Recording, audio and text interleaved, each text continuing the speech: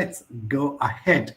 SWOC analysis exclusively for teachers. I say exclusively for teachers because today I've chosen all my examples and also anecdotes or whatever I would like to talk about from the teaching, the academic perspective.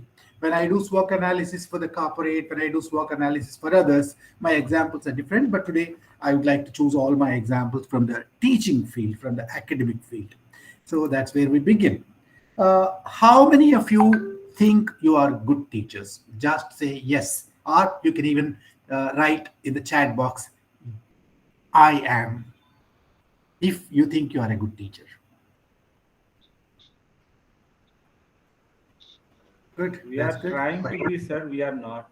Actually, I am not. Oh, I am trying to be. lovely. That's a good way of putting it. Very humble. You are very humble, it seems. Right. Good. That's good.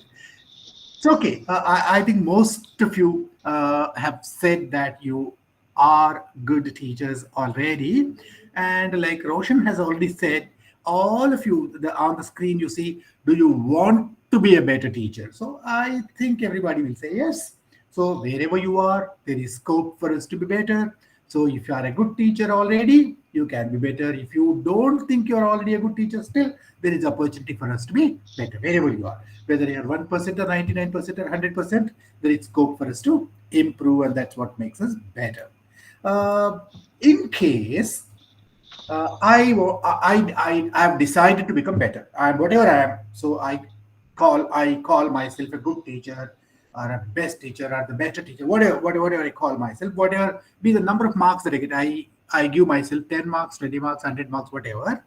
Uh, Suppose I want to become better. I want to be better than what I am. If I am 99, I want to become better and become 100. If I want 40, I want to become 41. When is the good time to start that journey? Anybody can answer that question.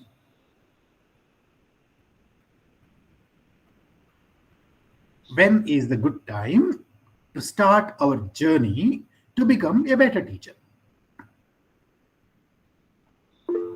Right now. Sanjoy says now.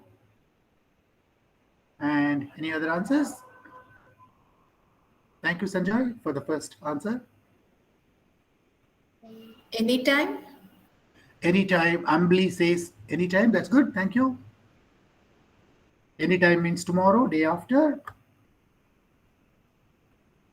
Is tomorrow anytime? When we realize that we have to be a good teacher. The moment we I, realize the moment? we want to be. The Thank you. moment we Thank you, realize we want Deekshita. to So be. you say that, yeah, the moment you realize that you need to be better, that's a good time, right? Ishita says, when I decide to be better, right? I'll open this chat window, it will help me. Ishita says, when I started working as a teacher, already that was the time, right? Right, that's a good answer. So the moment you chose to be a teacher, right? And In my childhood time, sir. In childhood time. yeah, so right, thank you, Vasi. Thank you, Vasiola. Maybe I don't know why you are not coming forward to give your answers. I think the more you participate, the better it will be. Don't be quiet. So whatever you feel, you can share with all of us. I mean, there's nothing wrong in giving an answer. The answer may be right or wrong. Don't worry about that. Already somebody has left the meeting. I don't know, Pondram. From the day we started teaching in class.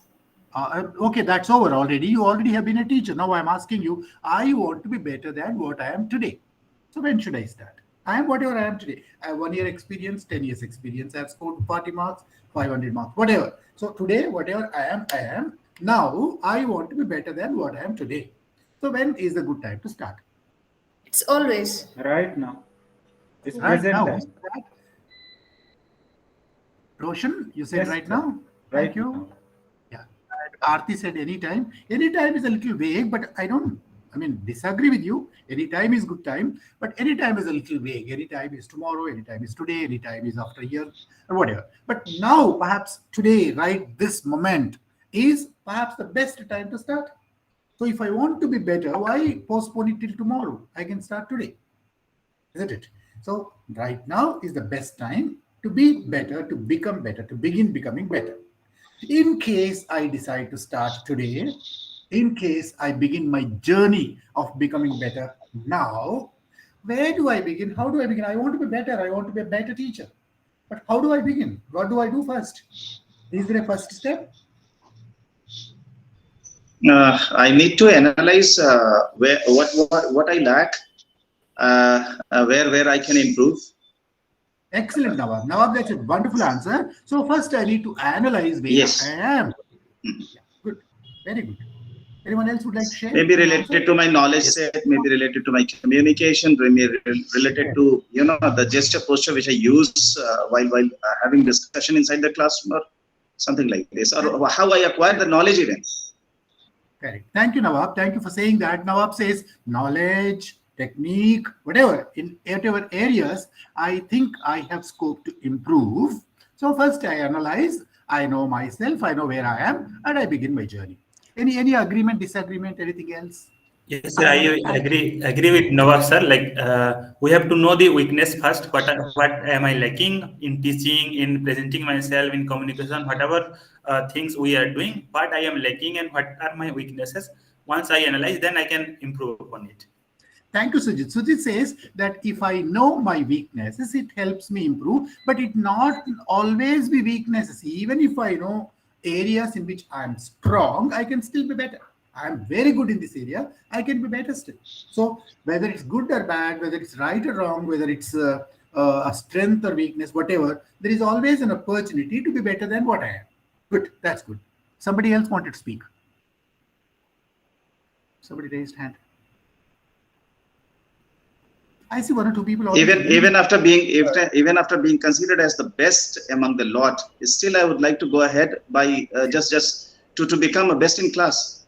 Exactly. There is no end to being the best. There is no end to being the best. The best also has to become better. Like the Olympic records are broken every time. So the records have to be broken. There is nothing called the ultimate. This is the highest. Nobody can scale higher. There is nothing like that. So even the highest also can be still higher. Right. So we have answered two questions so far. One, wherever I am in terms of my teaching abilities or teaching qualities or teaching knowledge. So wherever I am, I have scope to be better. And if I decide to become better, now is the best time. And to start now, the first thing that I need to know is know myself. Is that clear up to this? Yes. Yes. Good. You can all say yes. Feel free to speak. Yeah, already your professor said that you should not sleep in the afternoon session unless you speak. So you cannot keep awake. That will be difficult for you. Right. Okay. Now, in case I've decided to become better, I think the first step for anybody on the journey to be better is knowing my own self, my own SWOC. I'll come to that a little later, a few seconds later, but my own self. Suppose I want to take up a journey. I want to go to Delhi. So if I want to buy a ticket to go to Delhi, either by air or by train or by bus, the first question that I need to tell them is that I have to tell them where I am. I want a ticket from Hyderabad to Delhi. If I don't tell them that I want to start from Hyderabad, they cannot buy me a ticket. They cannot give me a ticket. So I must first tell them where am I, where my journey is beginning, and where do I want to go. Two things I must tell them. Then only a ticket can be made. In life also, if I have a goal set for myself, if I want to achieve something in life, the first thing that I need to know is where am I, what am I, how am I. So if I know this, maybe to go there, what kind of effort do I need to make, what kind of energy do I need to spend on that, and then what kind of efforts I need to put in on all that will become a little more clearer to me if I know where I am. That is the first step. So I'm going to present my whole section today in three parts. Part one is what SWOC is, which is going to be taking me some 20 minutes, so that I'll tell you in detail what exactly SWOC is. And second, I'll talk to you about why should we do this. Maybe some of you already know, but still I'll spend a little time, not much, on why we should attempt a SWOC analysis ourselves.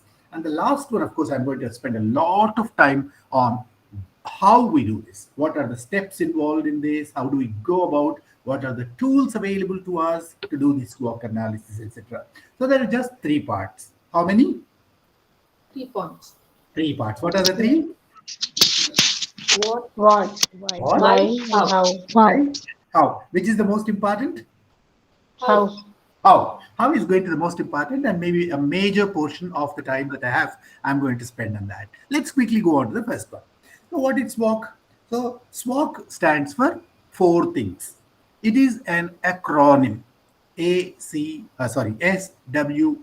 stands for 4 different things. S stands for strengths, W for weaknesses, O for opportunities, and C for challenges. Just 4 things. 4 things together. The first letters of all these 4 has become SWOC. S from here, W from here, O from here, and C from here has become SWOC. That's what, if you analyze them, it becomes SWOC analysis.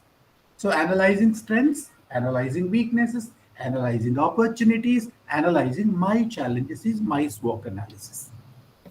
SWOC analysis can be done for an individual, for a group of individuals, for an organization, for a college, for a country, for the whole world, for a department, for anybody. For instance, you can call your college can attempt a SWOC analysis for itself. Right? Your family can attempt a SWOC analysis for itself. You as a teacher can have a SWOC analysis. You as an individual can have a different SWOC analysis for yourself. So as a teacher, your SWOC analysis is different. As a family member, as the head of the family, as a wife, husband, whatever, your SWOC analysis is different. So don't get confused. We are looking at the academic SWOC today. As a teacher, what are my strengths? What are my weaknesses? What are my opportunities? And what are my challenges? How do I assess them? How do I analyze them? How do I benefit from them is the focus of my presentation. Right. Can you quickly tell me, anybody, open to all, what is a strength? Something that we have already. Or something that you already, very good, Devavrata, thank you very much for saying that. Something that you already have is a strength. Very good. That's a good way of looking at it.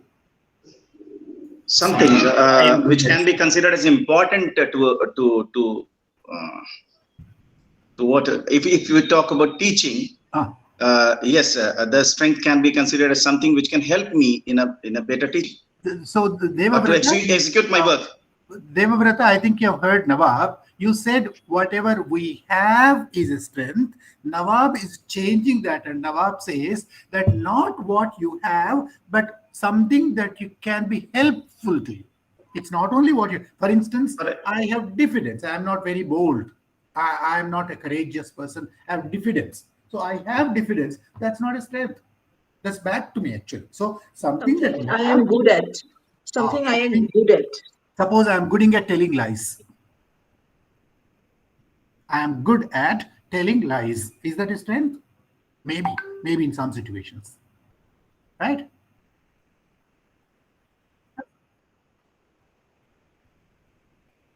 Suppose I'm good at spoiling everything.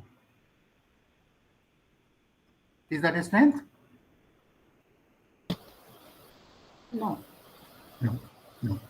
So it's not only something that we are good at, like Nawab had said, it's not only something that is good that we have already, but something that will help us to accomplish our piece of work. To accomplish. Right. Very good. I think, I'm not contradicting what you're saying. I'm just making you think, that's all.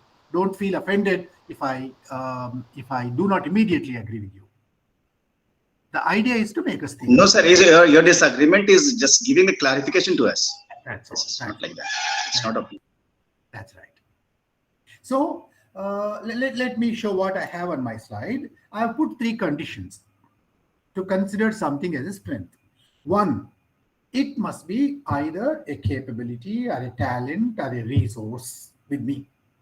So a resource means something that I have in my pocket or purse or whatever. It can be a resource, it can be a talent, a capability, that something that I can do.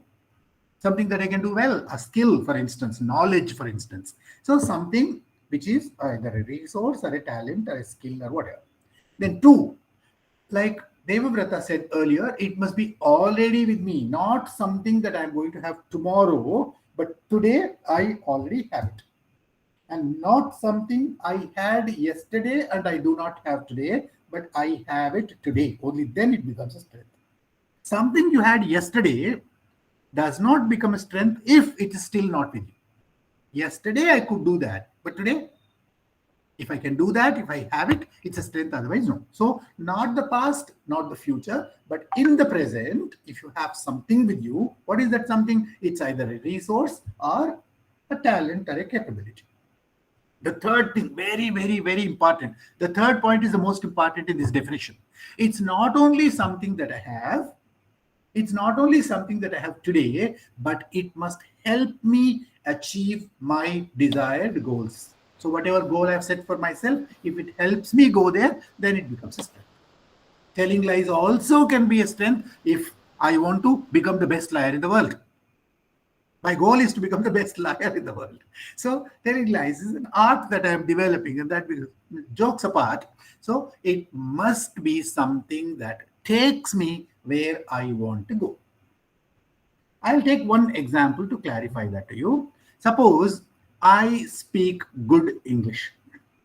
Today, right now, I have that ability to speak good English. Is that a strength? Yes. Yes. Yes, yes, yes. Sure. Sure, all of you? Sure, sure. Yes, sir. A strength only when it is required to when it is required to accomplish some piece of work. Mhm. Otherwise, I mean, no way. In Western countries, even the rickshaw pullers are very good in English communication. Right. Thank you, Nawab. Nawab, you seem to be applying your mind very carefully to it, and I appreciate your thoughts. So you're right, Nawab. Others also right. Yes, in speaking English well, an ability to speak English well is a talent, not a strength. It's a talent. This talent, if I am using it to become better in my profession or in my life, if it helps me go where I want to go, this talent becomes a strength. Otherwise, it's a talent, that's all. It's a skill. English speaking is a skill. So if I work in a situation where English speaking is essential, right? If I work in a place where English speaking makes me a better teacher, right? If I've already chosen a goal to become the best speaker of English in my context, then this skill is becoming a strength. Till then, it just remains a talent. For instance, I speak excellent English, but I am living in a place where nobody knows English. Right? I go to an African, maybe a territory where nobody, even in India also, there are many, many places where English is not spoken. Suppose I go to a place where nobody understands English, nobody speaks English, nobody uses English, and if I speak English, I'll be a fool. Then it is just a talent. It's a talent, that's all. I have a talent that's not useful to me. I have a skill that's not useful to me in this context. In this context, in some other context, it's useful. So remember that third point. I think many teachers make this mistake between distinguishing between a talent and a strength. So not all skills are strengths. Strengths are talents provided they are put to use to achieve the goals that you've set for yourself. So remember, the third C, that's point number C. It helps you achieve your desired goals. Desired goals, the goals that you have set for yourself. So first you must know, where do you want to go? Right? If I want to go somewhere in life, I want to be a great teacher of my subject. Will speaking English help me? Yes. Then I improve my English further and English takes me there. I am posted in a rural college where I don't need to speak English. Maybe my subject knowledge still remains a strength, but English speaking skills may not remain a strength. Please ask me questions if you're not clear. If you have anything contradicting, please stop me. Otherwise, you will not follow. Don't just listen to me and stop there. The more you speak. Sir, it's true. So it's actually speaking English as a strength is only strength when the recipients are able to receive it. Correct. So it depends on the situation. So who are the recipients? And that is largely applicable to the profession of teaching. Thank you, Professor Saroj. Thank you very much. That's really good of summarizing that. Srinivas Chakravarti says, can strength be called an inherent quality that can help to do a good thing better? It need not always be inherent, Srinivas. Sometimes it's acquired. You need not be a born great speaker of English. You may acquire good English language skills as you grow. Yesterday I was not a great speaker of English, but today I am. Yesterday I was not rich, today I am rich. Yesterday I did not know my subject, I know the subject. Some inherent strengths can be skill. Some of them you are born with, right? It need not be inherent, it can be acquired also. Just these three conditions it must be. It must be a skill, it must be with you now, and it must help you achieve your goal.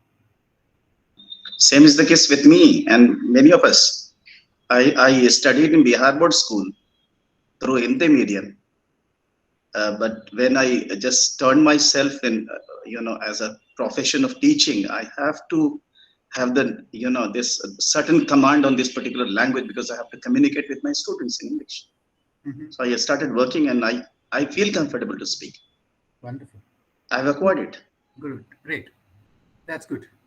Though I worked as an English lecturer for 36 years, my case was very similar to yours. I did my graduation in Telugu medium in Telangana near Hyderabad, and I suddenly became an English postgraduate, and my life changed, of course, completely. Okay, that's a personal story. Let's move on. I think you can guess from what you have seen earlier in the previous slide, you can guess what a weakness is. Something which is required, but we are not having. Something which is required as capability or the resources which we talked about to achieve my desired goals, but I do not have. Should it be something that you do not have, or should it be something that you have but it's preventing you? Both the things. Both the things. In some cases we are not having, and in some cases you'll find that I'm having, but not up to that extent which is required to have. Not only not up to that extent, but is actually that is possible, sir. That I want. Yes, yes, it is possible. Yes. Yeah. So, for instance, a little while ago, I was talking about your diffidence. Diffidence is the opposite of confidence. In English, diffidence and confidence are antonyms, opposite words. So, suppose I have diffidence, I have it, I have diffidence. So, because I have diffidence, I'm not able to achieve what I want. Because I'm scared of standing in front of a group of students and speaking, I have that stage fear or whatever, I'm not able to do a thing in class or maybe outside. So I have a fear, I have something that stops me from moving forward. So even if I have it, it can work against me because I have it, I'm stumbling on that. So that's why. So it is something which is internal, inside you. Nobody is responsible for that except you. You cannot blame people for that. You are responsible for that. It's internal. It's a barrier. Barrier means wall. It's a wall that it's stopping you from moving ahead. A stumbling block, a speed breaker, an obstacle in your journey, right? It is a stumbling block which prevents you from achieving your goals. You want to be a great speaker of English, but you have stage fear. Or your grammar is very weak. You do not have enough vocabulary. Your lack of vocabulary is your weakness, though you want to achieve and become a better English teacher. I'm taking the same example so that it becomes easier for you to understand. Okay? So, one question, sir. Like weakness, is it necessary to be within? Means it should be internal, or it can be external also. For example, if I am working somewhere and there are people who can make me less confident. So, is it only? That is not a weakness. That's not a weakness. I'll come to that. Maybe 5 minutes later, I'll answer your question. So, I put the word internal. So, these things are within you. Both strengths and weaknesses are within us. I have them or I do not have them. I am helped by them. I am harmed by them. I am responsible for them. Nobody else is responsible for them. Both strengths and weaknesses. Strengths are inside, weaknesses are inside. Strengths are inherent or acquired, weaknesses are inherent or acquired. One is positive, one is negative. One is helping me achieve my goals. One is stopping me from achieving my goals. To answer your question, I'm coming to the next 2 slides, right? The third slide. What is an opportunity? I think you can guess it now. What is an opportunity? May I, sir? Yeah, please. Yeah, something which is external, so far as strength and weakness is concerned. So personally, something which is available beyond my own personal or individual capabilities or capabilities, which I Very good need to attempt. select and capitalize. Good attempt, Professor Saroj. That's a very, very good attempt. An opportunity. A job for English teacher? Yeah. A job for English teacher, as we are studying. Not a job, but an institute, Okay. an English institute in your Okay, locality. Suppose there is an English teaching, coaching institute in your town. That is your opportunity. Suppose you want to learn English, you want to become a better teacher, and there is an institute neighborhood, right? You can go there and improve your English. Or there is a very good English-speaking friend you have. That's not you, but an outsider. So somebody, you have made friendship with a person who speaks excellent English. He's not within you, he's outside you, right? But that's an opportunity for you to learn and become better. So opportunities are outside you. They are external situations. And if you know how to use them, if you leverage them properly, the word is leverage, L-E-V-E-R-A-G. If you leverage means exploit, use properly. If you use them productively, positively, right, they can give you a competitive advantage over others. They benefit you in becoming better. So what is the difference between an opportunity and a strength? Strength is inside, opportunity is outside. Strength, you are responsible. Opportunity, you are not responsible. The outside world is responsible. Right? Strength you have created for yourself, and opportunity the world has given you. Both help you achieve your goals. Strengths help you achieve your goals. Opportunities also help you achieve your goals. Take the same example, English learning. If my English is very good, strength. If my English is bad in an English-speaking environment, it's a weakness. If there is somebody who can correct me, who can improve my English around me, that's an opportunity. And now I don't need to explain the fourth one. I think you can understand. A challenge is something outside and something that is deterrent, something that can damage my prospects. Right? There is nobody to teach me English. There is no institute nearby. I don't have money to go to an English teaching institute. I don't have any books. My grammar is bad and there is nobody to help me improve my grammar. So, opportunity unavailable or a danger waiting for me to pounce upon me, something that can affect my future, right? Like a tiger hiding behind the bush. So this is something that is hiding there and it can pounce upon me and take away my opportunities to grow bigger. So that is a challenge.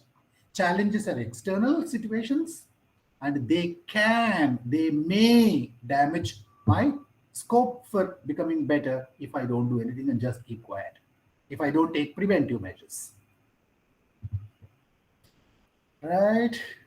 So the 4 definitions are clear to all of you?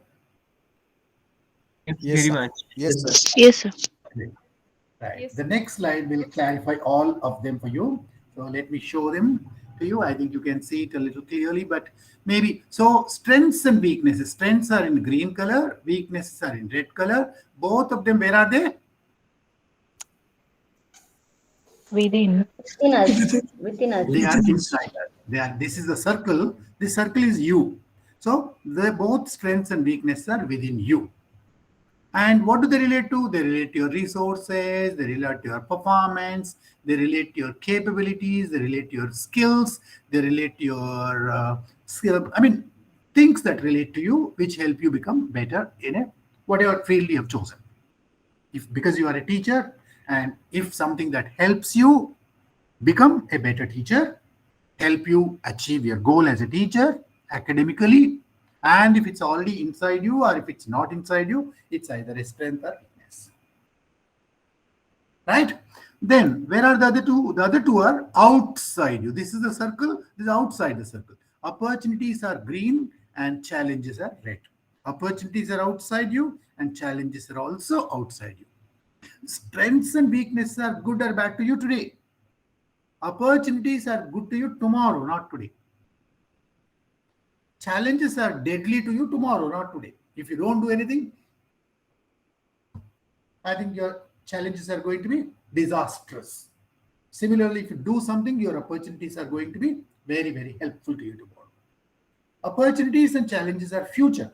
Strengths and weaknesses are present. Strengths and weaknesses are inside, and opportunities and challenges are outside.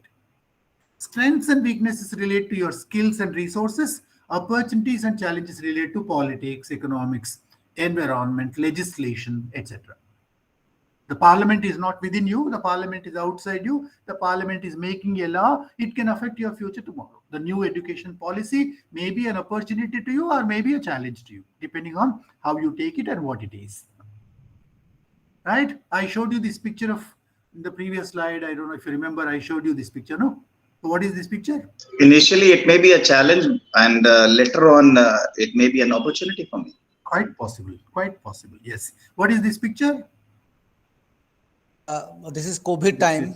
So COVID. Corona. This is very end. COVID. So what was COVID to us? To teachers like us, what was COVID? Challenge. It was a challenge. I did not invent that. I did not create that. I'm not responsible for that. This is not inside me. It came from somewhere. But if it affected the chances of some people, it gave us bad health. Some of us lost our jobs. Some of us lost families. Some of us lost everything. All kinds of things happened for which we are not responsible. It was an external situation, but it was disastrous to me. Of course, some lucky of us, those who are now attending this section, are the lucky ones. All of us are lucky ones because we were not seriously affected by it. We are, even if it affected us, we conquered it. Right. So this is summary. If you remember this slide, I think it will be very easy for you to remember the concepts, the four concepts, the four definitions. This one slide defines all. Right. Now, just putting all of them together. But that model was of micro size. It was. Yes, it was. Right. Right. So we know what is SWOC now. We know what is SWOC analysis. So SWOC analysis is an analysis of all these situations, external, internal, good and bad, positive and negative, right? Harmful and helpful, etc. Right. I have a quiz question for you. You have to answer the question. All of you have to answer. Don't just shy away from answering. So I'm going to give you a question. You have to tell me whether it's a strength, weakness, or opportunity or challenge. This may not directly relate to every one of us. This is an imaginary situation for any teacher. Right? Imagine that you are a teacher of a certain subject, whatever college, whatever university you are. And this situation, how do you rate this? The question is, you left the university a long time ago and you have not upskilled, not updated, not acquired anything more than what? Weakness. Yes, this is weakness. Weakness. Very good. I heard some 15 voices and also some noise. This is weakness. Good. So there is a little noise in your place. Please, those who have that noise come down. Dr. Jyoti. Dr. Jyoti. Yeah, thank you. So some 15 or 20 of you I heard, and then all of you said it's a weakness. Thank you very much because Sir, one question from my side. Yes. On average, definitely it is weakness, but it also can be a challenge if someone is going to accept any job without any touch or without any objection. It will be a challenge definitely, but initially it is weakness. But if someone is getting a job and it is without updating his knowledge, So definitely it will be also a challenge. Who is responsible for this? You did not acquire any further skills after you finished your university. Who is responsible for that? So far as responsibility is concerned, the person concerned is responsible. That's all. So it's a weakness. Yes, sir. So because I am responsible for this, I have not updated myself. I have not updated my skills. A teacher cannot afford to be stagnant. No teacher anywhere in the world at any level, university or primary school, can afford to be stagnant. And no teacher can ever say, I stopped learning. I know everything. I don't need to learn anything else. So this is not possible for a teacher. It would have been a challenge only when a person is not able to upscale or cross-scale or update. But does the question say that? Does the question agreed. It's weakness. Right. Okay. Good. Thank you. I'm happy that you are thinking now. You are coming up with lots of different ideas. The second question, similar. You have to tell me again whether it's a strength or a weakness or an opportunity or a challenge. The question is, a new university is looking for experienced teachers. Opportunity. Thank you. Opportunity. Thank you. Any other opinion on that? The consensus is opportunity. Any other opinion? Sir, these challenges, excuse me, sir. Yeah, yes, please. If the child is having a IQ not appropriate and he faces the challenges, means it is difficult for him. So how it is possible to face the issuing and challenges come across in his life? Maybe you are not that individual. No, you look at it for the time being for yourself. We are not talking about other people. We are trying to assess ourselves. I am in my situation, and I already have been a teacher. I have been teaching for 2 months, 2 years, 20 years, whatever. I am an experienced teacher. There is a university there. They have advertised. They said, we want lecturers who already have some experience. I'm not talking about somebody who does not have the qualification. I'm not talking about somebody who is mentally disabled or whatever. I'm talking about myself. And what did you say? They want experienced teacher. Sorry? So opportunity for experienced teacher. Correct. That's what they're looking for. Thank you, Varsha. So they are looking for experienced teachers. I'm an experienced teacher, so it's an opportunity for me. If you are an inexperienced teacher, if you are not already a teacher, if you are just a postgraduate, perhaps this is not an opportunity. But for you, because you have a refresher course already, the very fact that you have come for this refresher course, that means you have a little experience. Clear? Yes or no? Yes, sir. Yes, sir. Yes, sir. Right. Let's move on to 2 more quiz questions. The third one. Don't jump to conclusions. Third one, apply your mind. The third one, periodic skills upgradation improvement will soon be compulsory, mandatory for all in-service teachers. I am already in service, and the government says, because you're a teacher, every year you must upgrade, every year you must upskill, every year you must do some other course. It's a challenge. It's a challenge. Roshan says it's a challenge. It's an opportunity. Who said Yes, sir. that? It's an opportunity. I think it is an opportunity. Why Because it is upgrading a faculty with the updated information is necessary for nowadays, because we have to provide them apart from the book knowledge, we have to provide the students with the what all the things are happening in the world. So it's necessary. It's an opportunity. Yeah. Whoever called it a challenge, any one of you can answer. Why do you think it's a challenge? It's a challenge because personally I feel that periodic skill upgradation is not required when we don't have resources, when we don't have sufficient opportunity that are to be given. And it is a kind of imposed ideas that are being given to us in service teachers. So I think it is a challenge. Roshan, I agree with you. But the thing is, the government has made it mandatory. Yes, that's why it is imposed on us. It's imposed. Imposed. In that sense, it becomes challenge. I don't see it as an opportunity. So there can be 2 opinions on this. If I want to constantly upgrade myself, if I'm passionate about learning, if I love learning new things, and every opportunity given to me by the university to upgrade and upskill myself is a positive opportunity for me. If I'm not very keen on improving myself, if I think I already know enough and then there's no need for me to such periodic upgradation, it can be a challenge to me because I'm not prepared for that. So both answers are correct, depending on your. No, sir. Better to be considered as an opportunity. I consider it an opportunity.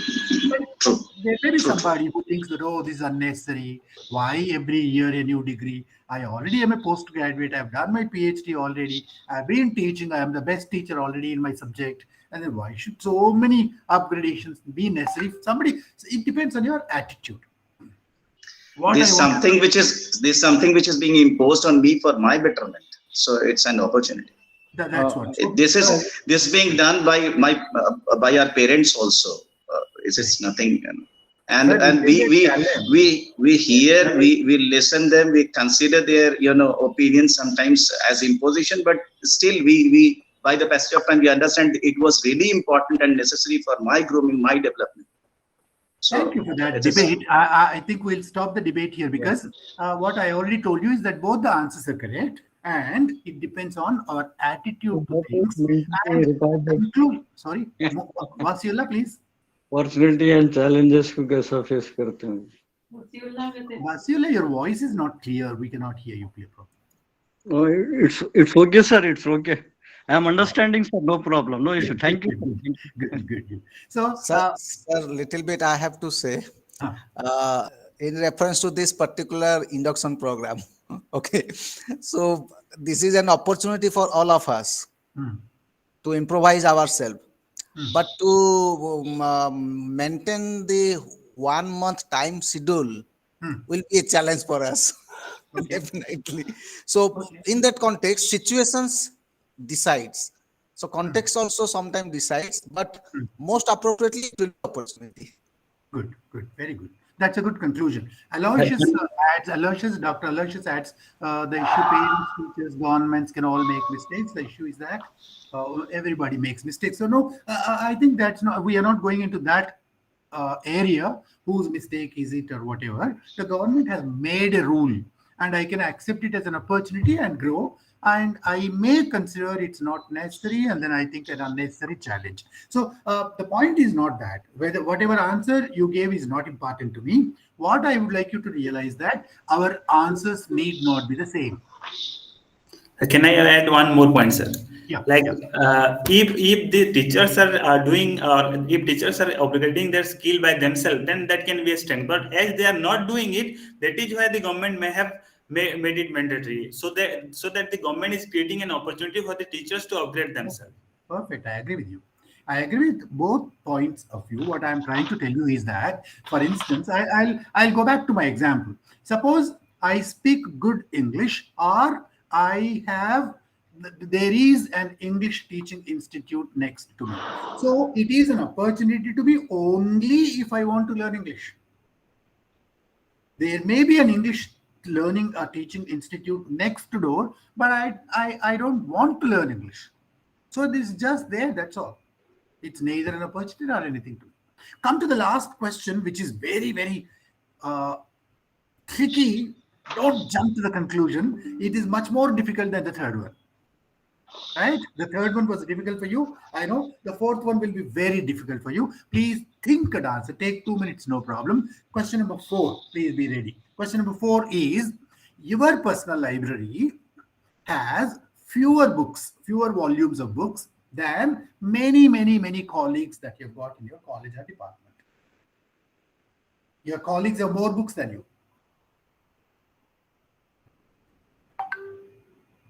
It's a challenge, sir, because if necessary books are not available, then it's very difficult for the faculties are supposed to provide them with the notes to the students, and here the self-study can't be taken place because the students are not getting the adequate literatures. So this is a challenge. Okay, Preeta, next. I think this is weakness. Okay. For me, it is weakness. because Roshan I says, had the opportunity. Weakness. Roshan says it's a weakness because he could not afford to buy more books. Let me see if there are any answers on the chat box. Tanuja says it's a challenge, and Srinivas Chakravarti also says it's a challenge. Any other answers?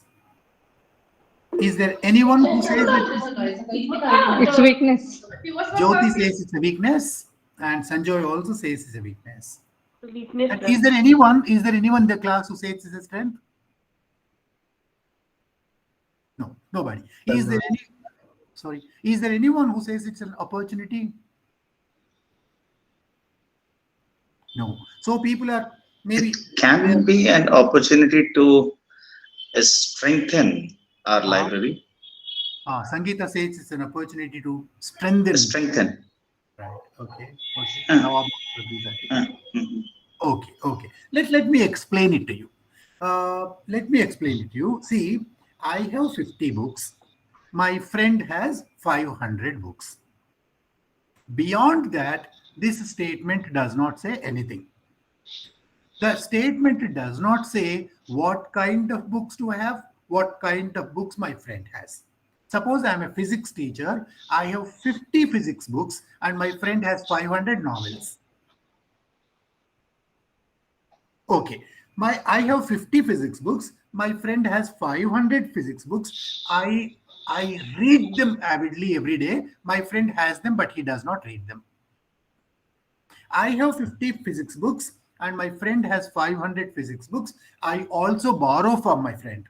I not only read the books that I have, but I also borrow books from my friend. All possibilities are there. The statement does not explain anything. The statement is incomplete to decide whether it's a strength or a weakness or an opportunity. So don't think every statement can be evaluated on this 4-point scale. Unless you have complete information, you cannot come to any judgment. So question 1 and question 2 were easy for you to assess. Question 3 is a little confusing because it depends on the stand that we take. Question 4 is an incomplete description of a situation. So before you decide, you must ask lots of questions. What kind of books do you have? How many? Suppose I have 49 books and he has 50 books. Is it more? We don't know. Right? And what does he do with those books, sir? Right? Does he keep them under his head when he sleeps, or does he read them? What do I do with them? So there are lots of other things. So this question itself is not valid. Question number 4 is not a valid question at all for SWOC. It may be valid for lots of other reasons, but for SWOC analysis, this is an irrelevant situation. Incomplete information. So be cautious when you evaluate yourself for your SWOC. Be cautious. What are situations that you can assess? What are situations that you cannot assess? What are situations on which you have complete information? What are situations you do not have enough information to assess? Right. So about small, I'll read that for you. Take, for instance, this 9th one. Your college is considering applying for academic autonomy. Your college is going to apply for autonomy. So what is that for you? Strength, weakness, opportunity, or challenge? Strength. Opportunity. Strength. Opportunities. Strength. Opportunity. I think about 75-80% of the voices that I heard said opportunity. I agree with you completely. I don't think it's a strength. Some of you said it's a strength. I don't think it's a strength because it's not. After getting that, it will be strength. Right. Yeah. After you achieve autonomy and after you start working on your autonomy, after you decide that you have the necessary skills to work in an autonomous environment, then it becomes your strength. Till then, it is only an opportunity. If you think, oh, why this autonomy unnecessary? This is not necessary. I am not this kind of a person. Why? I have to set my own question paper. I have to design my own curriculum. I have to prepare my own question paper. Why this headache? If anybody thinks like that, it's a challenge. Right? So generally, for an average teacher, for a good teacher, it's an opportunity. Let's see one last one. The 11th one, a personal answer question. You have been a diabetic for a very long time. You are likely to develop diabetic retinopathy unless you undergo frequent eye checkups and take appropriate precautions. Diabetic retinopathy means you turn blind. If you don't take care of your blind, if you have diabetes, and if you don't take preventive measures, your retina gets, I don't know what it's called. So you become blind.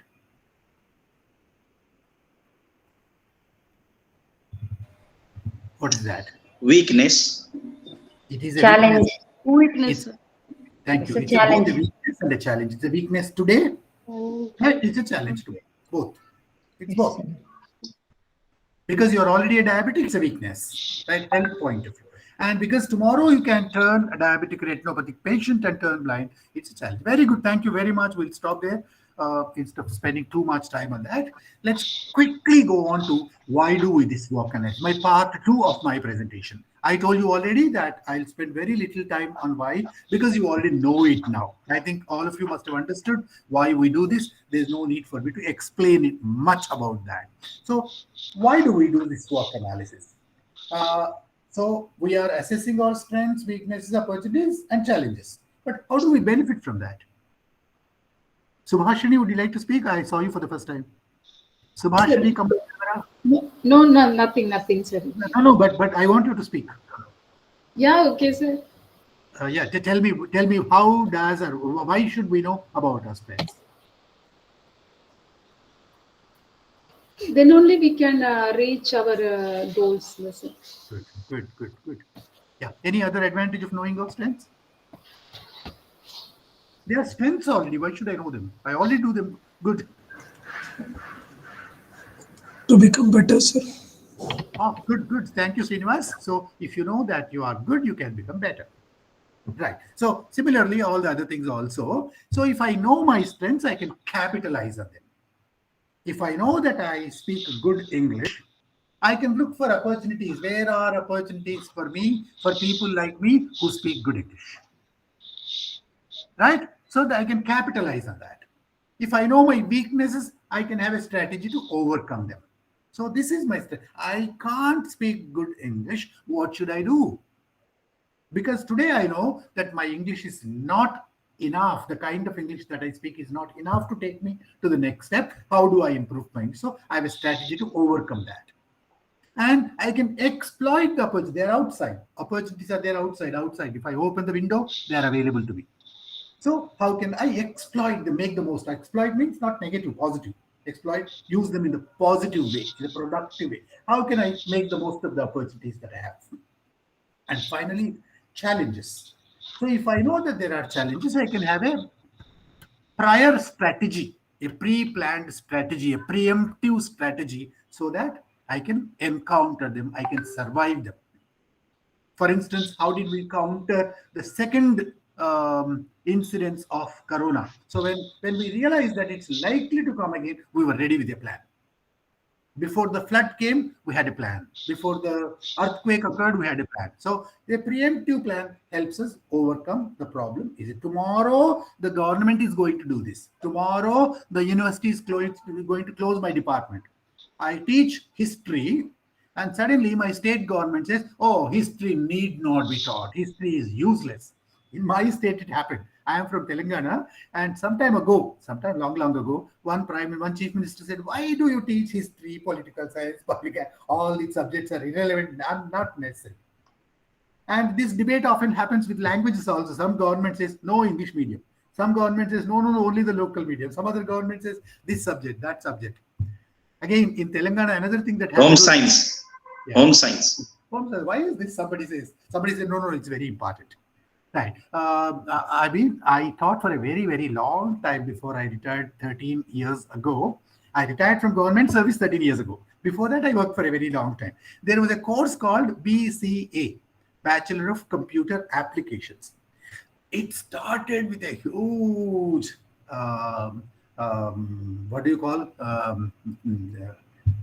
flamboyance. And then after that, suddenly it was withdrawn, 1 or 2 years. So courses come, courses go. Even in engineering also, you might have seen some subjects suddenly become very popular. Some subjects even completely disappear also over a period of time. So we must have a surviving strategy. Then finally, in case I know my SWOC, right? What are my internal, external strengths and weakness, opportunities and that? Then I can be proactive and I can take better decisions. This picture on the left side, those who know chess can understand this. There's a pawn here, there's a queen here. Can a pawn become a queen? Yes. Yes. Yes. Yes. When it reaches its place. Yes. The So other end. in chess, if a pawn reaches the other side of the board, it becomes a queen. But every pawn does not become a queen. It has an opportunity. It has the strength.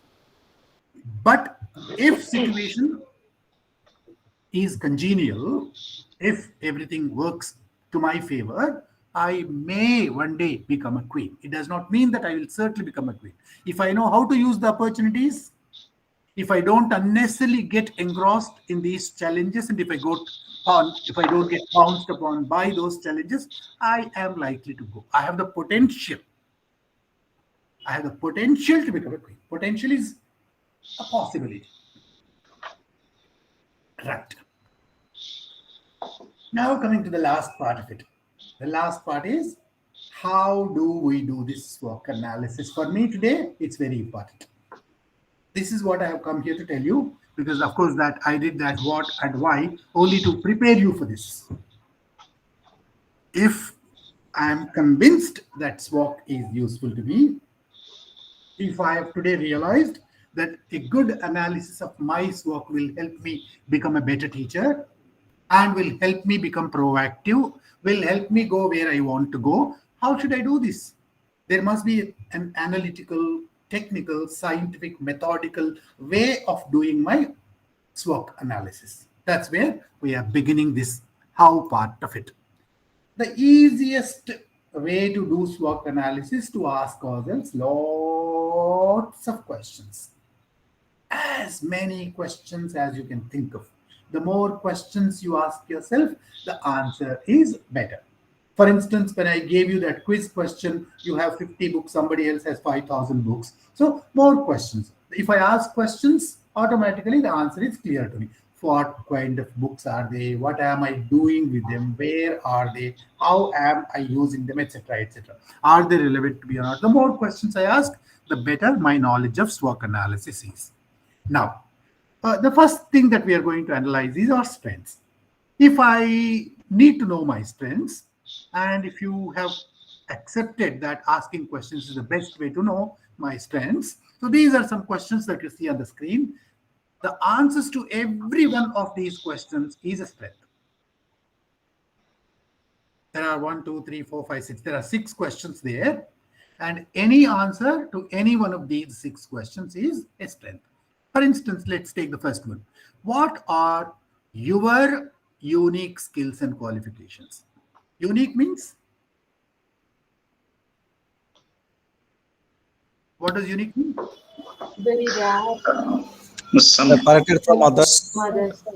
Unlike others, only I have that can put me apart from the correct. So that can put me apart, that can put me above all the others. Suppose I'm the only PhD in the department. That's a strength. I'm the only one who can teach this subject so well. Suppose there are 10 lecturers in the English department. I am the only one who can teach grammar so well. Others teach poetry, prose, novel, whatever, but I teach grammar extraordinarily convincingly. My students love me for that. I make grammar so easy for students to understand. That's my unique skill. Because I'm the only one of that kind in that situation, that becomes a strength. I am the only one who can speak fluently and extemporaneously on the college day. College annual day, for instance. Not all lecturers get opportunities. I know in many colleges, even English lecturers do not do that. But there is some lecturers who are very popular among students, who is very popular in situation. The principal always chooses that person and says, come on, organize the program. It's not the subject that you teach or it's not the language that you speak, but it is some other skill. Suppose the college wants to send students for an excursion, right? So not all teachers are equally popular with the students. Not all teachers can organize an excursion or an educational tour and manage students well outside the class. Some teachers limit themselves to the classroom. But some other teachers gel with the students so well, and then students love being with them, teachers love being with the students, and they can manage this kind of programs really well. So if I have a skill that is unique, only I have, that is certainly a strength. Let's look at one or two other questions. What do people compliment you for? If 10 people have told me that I'm good in something, that must be my strength. But of course, I must make a very clear distinction between praise and flattery. Sometimes students come to me, sir, you look like that film actor, Mahesh Babu. Right? So I know this is flattery. They want some immediate benefit, and then I cannot immediately take that. But if 10 people come, sir, you teach well, your language is good, your pronunciation is good, you are good with this, you are very kind. Suppose 10 people, 20 people, 20, 30 people every year after year, students tell me, maybe that quality is there in me, I can trust that. And also, of course, I must evaluate who said that, right? What is the face value of that? How much I can trust that, right? So, I should not immediately get taken away, carried away by flattery, but I must. What are they complimenting me for? What are they praising me for? And is that reliable? So, if it's reliable, for instance, 10 times somebody told me that my ability to explain things is good. Sir, you make complicated.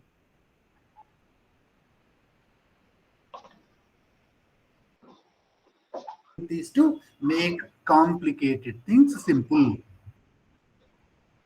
That's an ability. Not every teacher has that.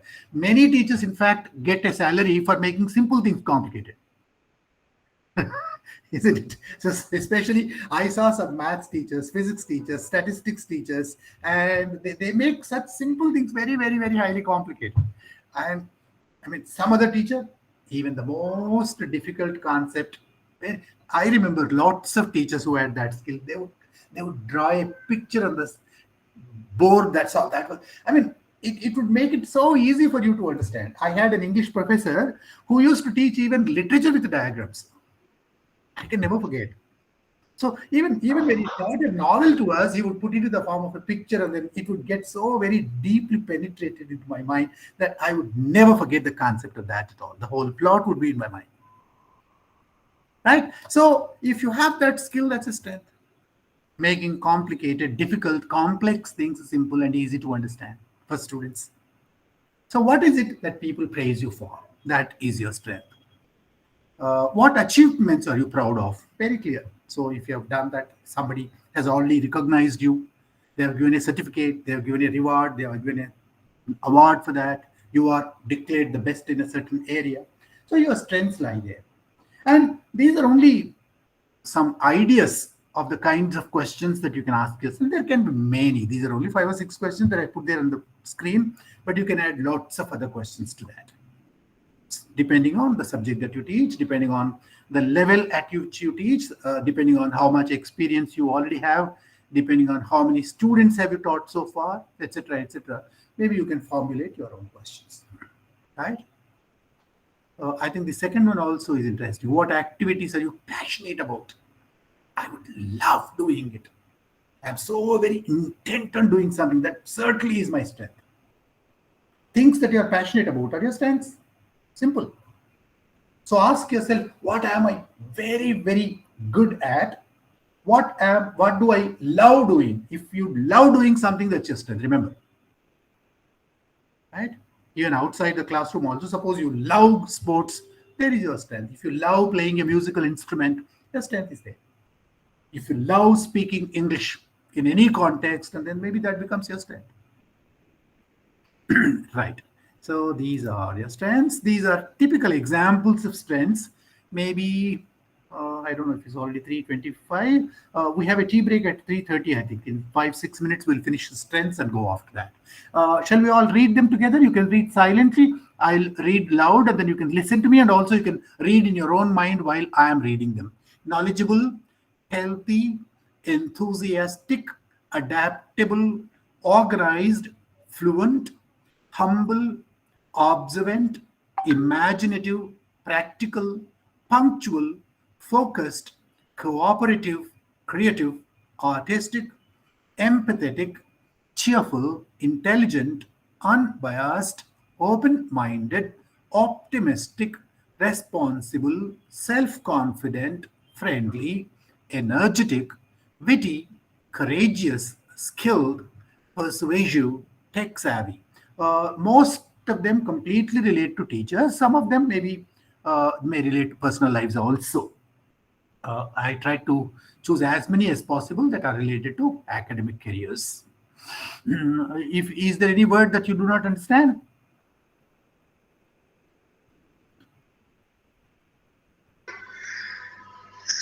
No, sir, it's all clear, I think, Great. for all of us. Yeah, let's move on. So here are some sample strengths for teachers.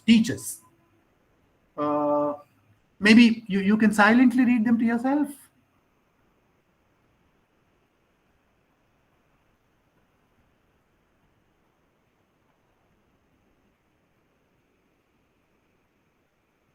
I means you.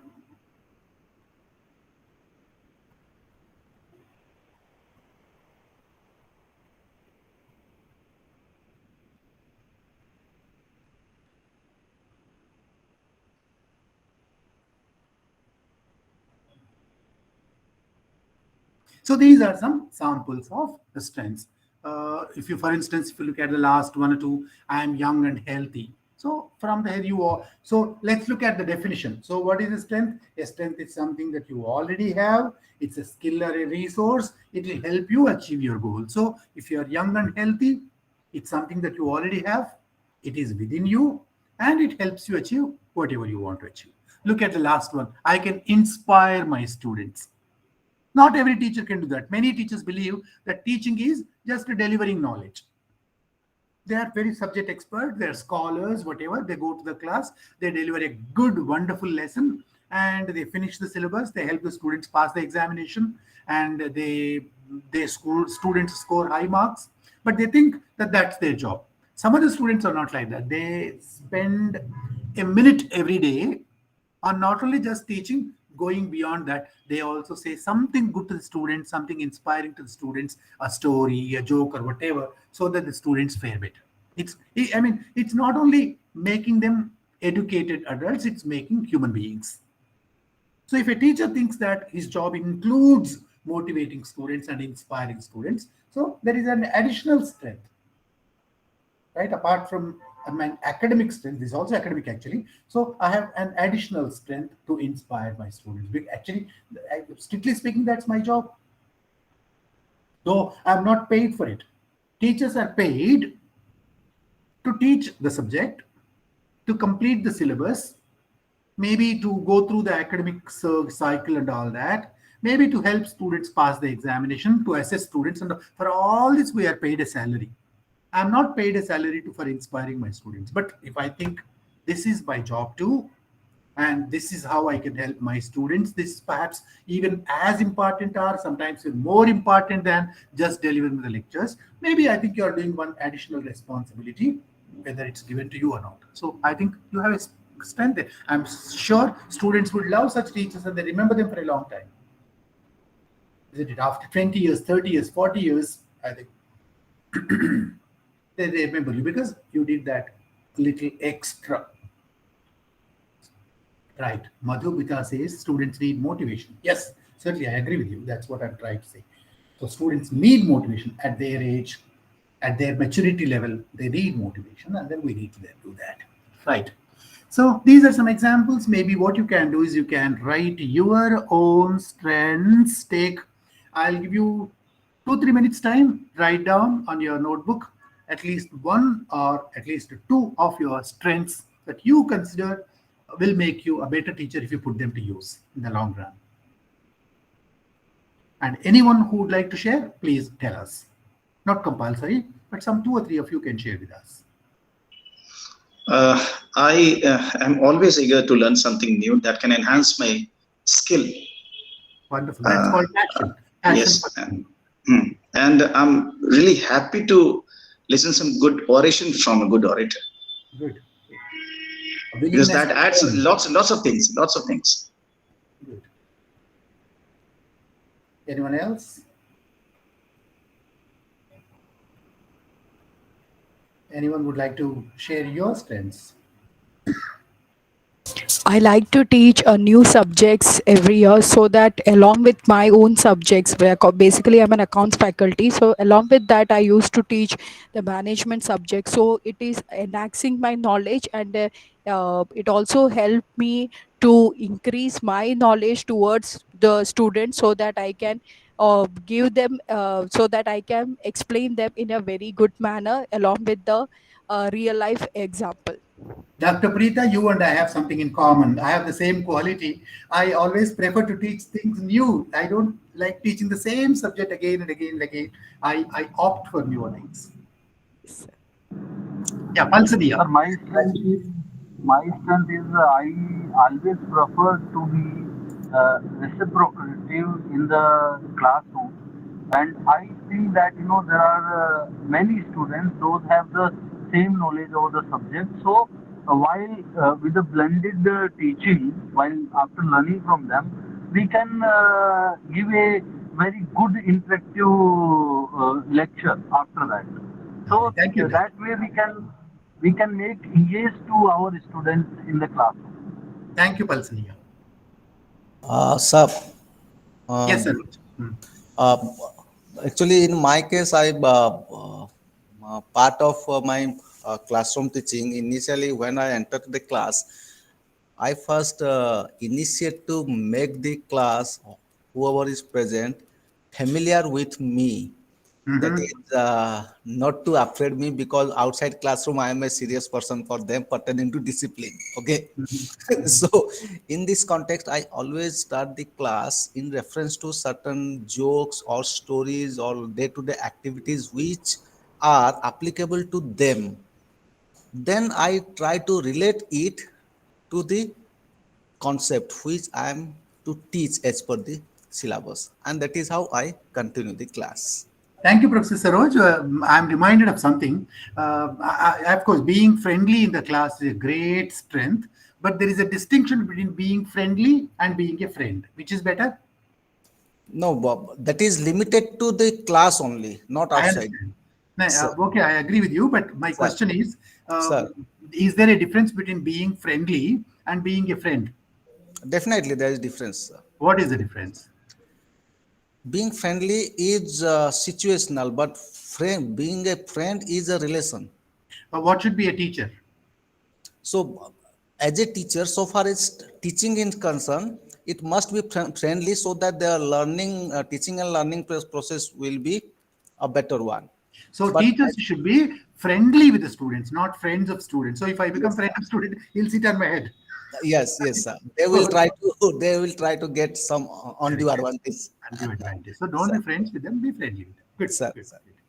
Good. One last answer before break. Sir, I would like to make one point. Like what I do is basically when the first semester students come, I try to motivate them to question things. So in the first semester they don't ask, but in second and third semester they try to question things. Wonderful. And that's a great idea. And one more thing, sir, like in every day or every week, basically I try to discuss some journals or news, like the editorial of Hindu or something, and they also develop certain interest in reading all those things. Very good. I think this is a methodological strength. So if you use the methodology or the technique of asking lots of questions and introducing them to things higher, like other resources outside the class syllabus, like the journals and all that, I think it's a wonderful teacher ability. So a teacher who uses the questioning technique certainly does a lot more than a teacher never asks questions. Wonderful. So this is 3:35 now. Punram, do you like to speak? Yes, sir. Sir, I used to review my students regarding day-to-day newspapers, what is happening, and I used to discuss with them if they are good in technology. I used to learn from my students. Is that a strength or a technique? Strength. Okay, right. Yeah, sir. Thank you, sir. Good, very good, good. If I mispronounce your names, please don't, please pardon me because I don't know. These Monica are Vasigi, sir. That's my sorry? father name, Pondra. Monica Vasigi. My name is Monica Monica Vasigi. Vasi. I cannot see the whole name on the screen. That's why. Yeah, sir. Yes. Sometimes Okay, sir. Thank you, sir. Right. Yeah, so this is 3:35. Let's break for 15 minutes and let's come back at 3:50 for the rest of the session. Okay? Okay, sir. Three participants, I think. Good. Anyway, right, let's move on. So what you see on screen was the list of the strengths I shared with you a little earlier. And I told you that these are some limited list. Of course, it's not an exhaustive list, a short list of teacher strengths. So from the academic point of view, you can add to them, and you can also identify some 3 or 4 or 5 of them, and you can make a short list of them. And like we saw about the strategy that we can apply, we can further capitalize on our strengths. So this I'm very strong in. For instance, I'm a very highly creative teacher, so that's my strength. How can I further capitalize on that? That should be my strategy. I'm a very optimistic teacher. I'm a very observant teacher. I'm a humble teacher. I'm an adaptable teacher. Adaptable, adaptable are completely different. I think both whatever. So maybe depending on that, I can further capitalize on them. So I'll move on from here. I'll go on to the second component of SWOC. How do I assess my weaknesses? Can anybody guess and give me some possible questions that I can ask myself to know my weaknesses? How do I know my weaknesses? Sir, regarding the classroom teaching, so just after the class, if I'm asking myself how far I have received satisfaction in delivering inside the class, or how many students I have been able to satisfy with my teaching, so that way I can pertaining to teaching, I can get something related to my weakness. Professor Roj, I agree with you, but that is a performance assessment, not SWOC assessment. So performance assessment is slightly different. How have I done today? How many students have passed my examination? How good are my questions? These are performance assessment, but it's related to SWOC anyway. I'm happy with that. Yeah. Performance typically is one instance. Weakness is long time.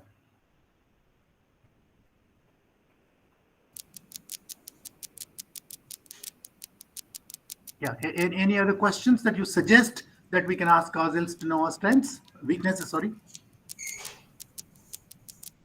What question? Communication is good. Communication is good. What should I ask myself, Anjali? What question should I ask myself? So how can I improve my communication skills so that I can communicate? How can I improve is a strategy. How can I improve is a strategy. So I want to know my weaknesses. Okay. So what areas of language am I deficient in? How far vocabulary is? Okay. Why is my pronunciation, or what are the pronunciation difficulties I have? Which sounds I am not able to pronounce? What concepts I am not able to explain to my students? Right? These are knowledge and skill related areas. So I have a list of questions in front of you.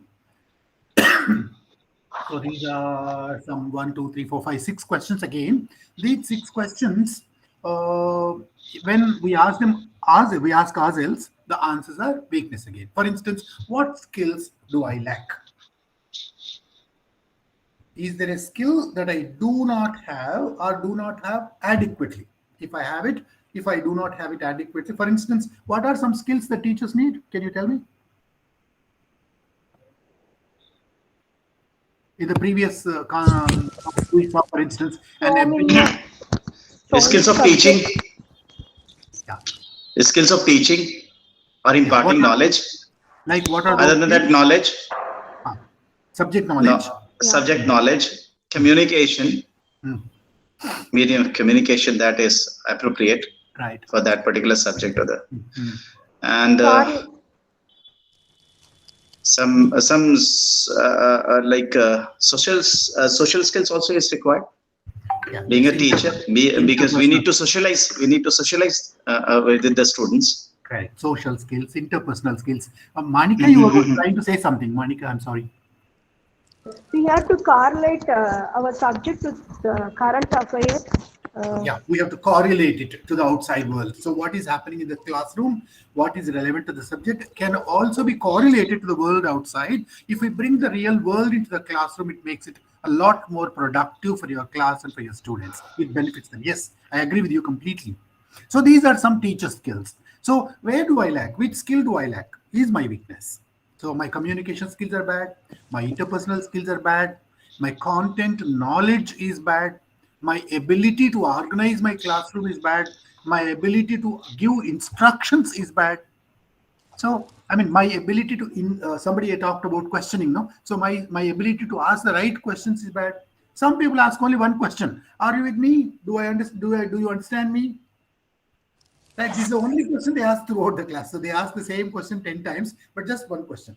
Are you following me? This is a useless question, no? This question does not serve any purpose at all. So the questions that we ask must be concept-set questions, ability to a question that helps us assess whether they have followed what you said or not. Right. Similarly, what required skills do you find difficult to improve? I know that this skill is important to me. Whatever language I speak in the class, that language I must be absolutely proficient in, but I'm not able to improve my language skills. So there is a weakness. So something is stopping me from inside. This inside inhibition, this inside reservation, this inside stumbling block. It's stopping me from acquiring a skill, which I need to be a successful teacher. I'm not able to give right instructions. Something is stopping me from developing that ability to give the right instructions before I give an activity to my students. Activities become successful only when I give good instructions. If instructions fail, activity fails. Right. Similarly, look at the last one. What are my negative work habits? Some people are lazy, some people are unorganized, some people are completely disorganized, some people are not punctual, some people take it very easy, and they don't take their work seriously. Such people, I think that's a very serious problem for teachers. If I am irregular, not punctual, if I don't take my work seriously, even, organizing things in your whatever desk or whatever you are given, no? Some teachers always are searching for things. Even their textbook, their attendance register, they're every day searching for it. I know, I have real life experience. When the bell rings, no, when the class time, when it's time for the class, they start searching for the attendance register. They don't know where they left the duster yesterday.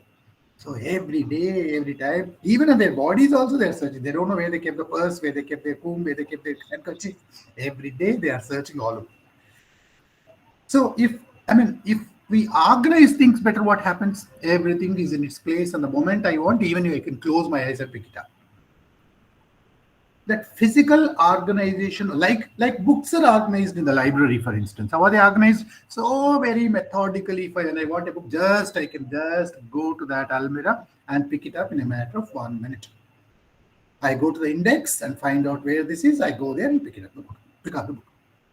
That's how, if I organize my things the same way at my home, at my study table, in my college, at the college table, the college desk, whatever, I think it becomes so easy for me. That organization itself is a skill. If I do not have that skill, because that's a negative work habit, that can impact on my success as a teacher. So these are the questions, and you can add lots of questions to that list and find out answers to those questions, and they are your weaknesses. There are some examples of teacher weaknesses. Shall we all read them loud together? Those who do not have any noise there, you can switch on your microphones. All of us very loud, make a lot of noise. Right? Shout together. Start. Aggressive, arrogant, bossy, careless, closed-minded, complaining, cynical, Contentious. Hesitant. Careful, hesitant, ignorant, impatient, Impatient. impulsive, indifferent, insensitive, irresponsible, lazy, moody, neglectful, passive, prejudiced, reckless, rude, shallow, short-sighted, Okay, please stop. Thank you. Thank you short-tempered, very much. shy, Thank you. stubborn. Because the bandwidth is different. Please, Undisciplined. right. Okay, let's look at one or two of them. So, if you are closed-minded, what is closed-minded? Does anybody know?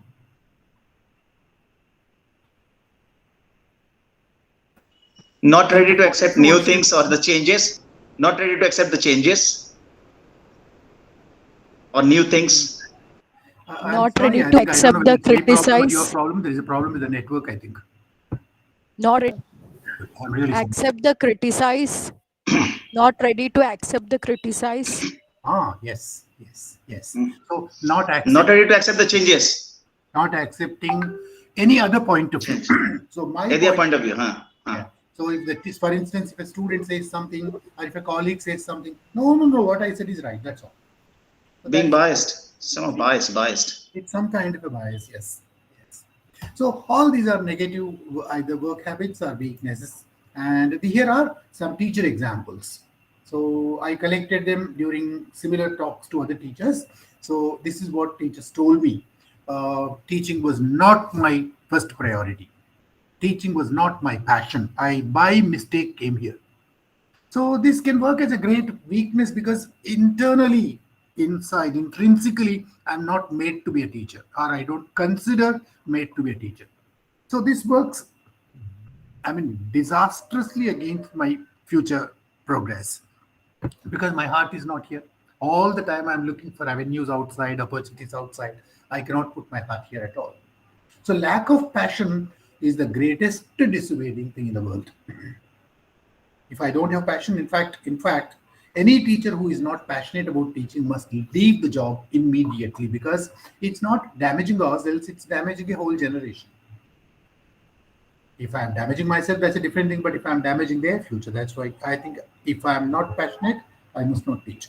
Anyway, coming back to that, my attention span is short, the seventh one. So, I cannot focus on things a very long time. Teachers cannot afford to say that, no? So, when you are in your class, your entire focus, for instance, this class is for 3 hours. I cannot say after 1 hour, my focus is shattered, my focus, I'm thinking of something else. I'm recollecting something and which is not related to this. I cannot do that. So focus must be constant, complete, and consistent. Right. I am annoyed with the difficult questions. Whenever students ask me some difficult questions, some teachers, especially young ones, very, very new to teaching, they are not used to that. And then not every young teacher, but some young teachers, what do? They feel offended. So when students ask difficult questions, they think that because they cannot answer or because they don't expect questions from students at all, they feel offended and they react very violently. For instance, but I've experienced the same. But I've experienced the same in case of age-old teachers. Yes, I was about to say that. They feel offended. I'm such a great professor. Who are you to ask? Correct. And how you can ask this? What the attitude they carry? And this is the general and most often cases that I've seen in my college. Yeah, yes. In fact, I had a teacher during my childhood. She used to say, if you open your mouth in the class, I'll tear your tongue off. Don't dare open your mouth in my class. So, she used to feel that if anybody asked a question, if anybody raised hand, she thought that it was an affront to her. And that's why she did not encourage us to open our mouths and we became silent students. And because that kind of teachers taught us all our lives, even during our post-graduation also, we just mute spectators in the class. We never dared to ask questions. That was unfortunate again, very unfortunate. Even younger days, they leave some impression on us. During our younger days, if we are not encouraged to ask questions and seek clarifications, maybe that attitude gets entrenched in us and we continue being that. There are exceptions, of course. I spent a lot of time commuting. This may look irrelevant, but sometimes it is quite meaningful, because if I am a teacher and then if I have to spend 1.5 hours to go to college and 1.5 hours to return from college every day, 3 hours is gone. And by the time I come home, I feel very tired. This is something maybe not directly related to academics, but it may impact your performance. Good. That's good. Right. So, like you worked on your strengths, you can work on weaknesses for 5 minutes, and you can think of 1 or 2 academic weaknesses of yours. But I will not ask you to share them, because many people are, a little reserved about sharing their weaknesses with others. But if you know them, it's enough. I list many things to do, but actually I do not execute those many. Thinking of 10 things to do in coming semester, but just doing 2-3 things. What do you call that? Definitely it's a weakness, because whatever I list, yes, it's a weakness, because whatever I list for the next semester, it is very much relevant. But I just executed and completed just 3 out of 10. But maybe some cases, sometimes 2 out of 10. Yeah, that quality is called over-ambitious. Okay. So being over-ambitious also can be a weakness. I know that I cannot achieve so many things simultaneously, but I am still trying. So trying to, hit too many things at a time, perhaps is negative in its outcome. Sometimes I indulge in, unusual debates with my colleagues. This is really very bad. If you have made a short list of your weaknesses, this is only the beginning. After going back home, spend a lot of time. It does not happen in half an hour, 1 hour, 2 hours. It maybe needs a lot of time, like months, years sometimes, to know your weaknesses. They don't appear easily to us, because we always have this habit of covering up our weaknesses, being blind to our weaknesses, ignoring our weaknesses, and being unresponsive to our weaknesses even when we know them. This is typical human quality. So many of us. And unfortunately, maybe as far as I know, this is very, very conspicuous in India. We do not have the habit of pointing out the mistakes of others very seriously, especially when our colleagues and then to our seniors, who are parents or teachers, we don't tell them to their face. We think it's disrespect. And that's why in other countries, I traveled in a few countries, it's not like that. So they tell you on the face. They tell you on the face if they do not like something, and then they don't feel offended also if they're told. So in our case, it's not like that. So if a student, for instance, sir, you're not audible, so you feel offended, right? Maybe we don't realize that maybe I'm not able to reach that fellow at the end. I need to culture my voice. I need to cultivate the ability to speak louder, or maybe I have to move about in the class. Maybe I need to use a microphone, some such thing. So I must accept it positively. If the feedback is positive, I must accept it positively. Right.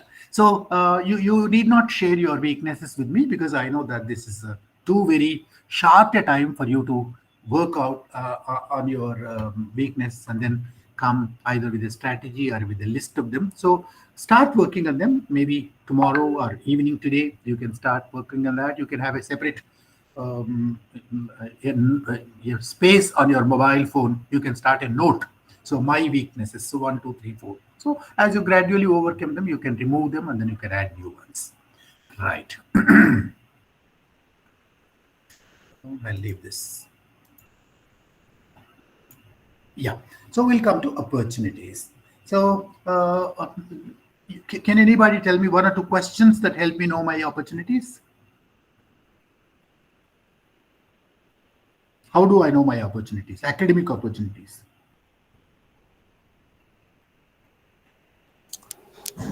Am I, sir, I can ask one question. Am I fitting to one job announcement?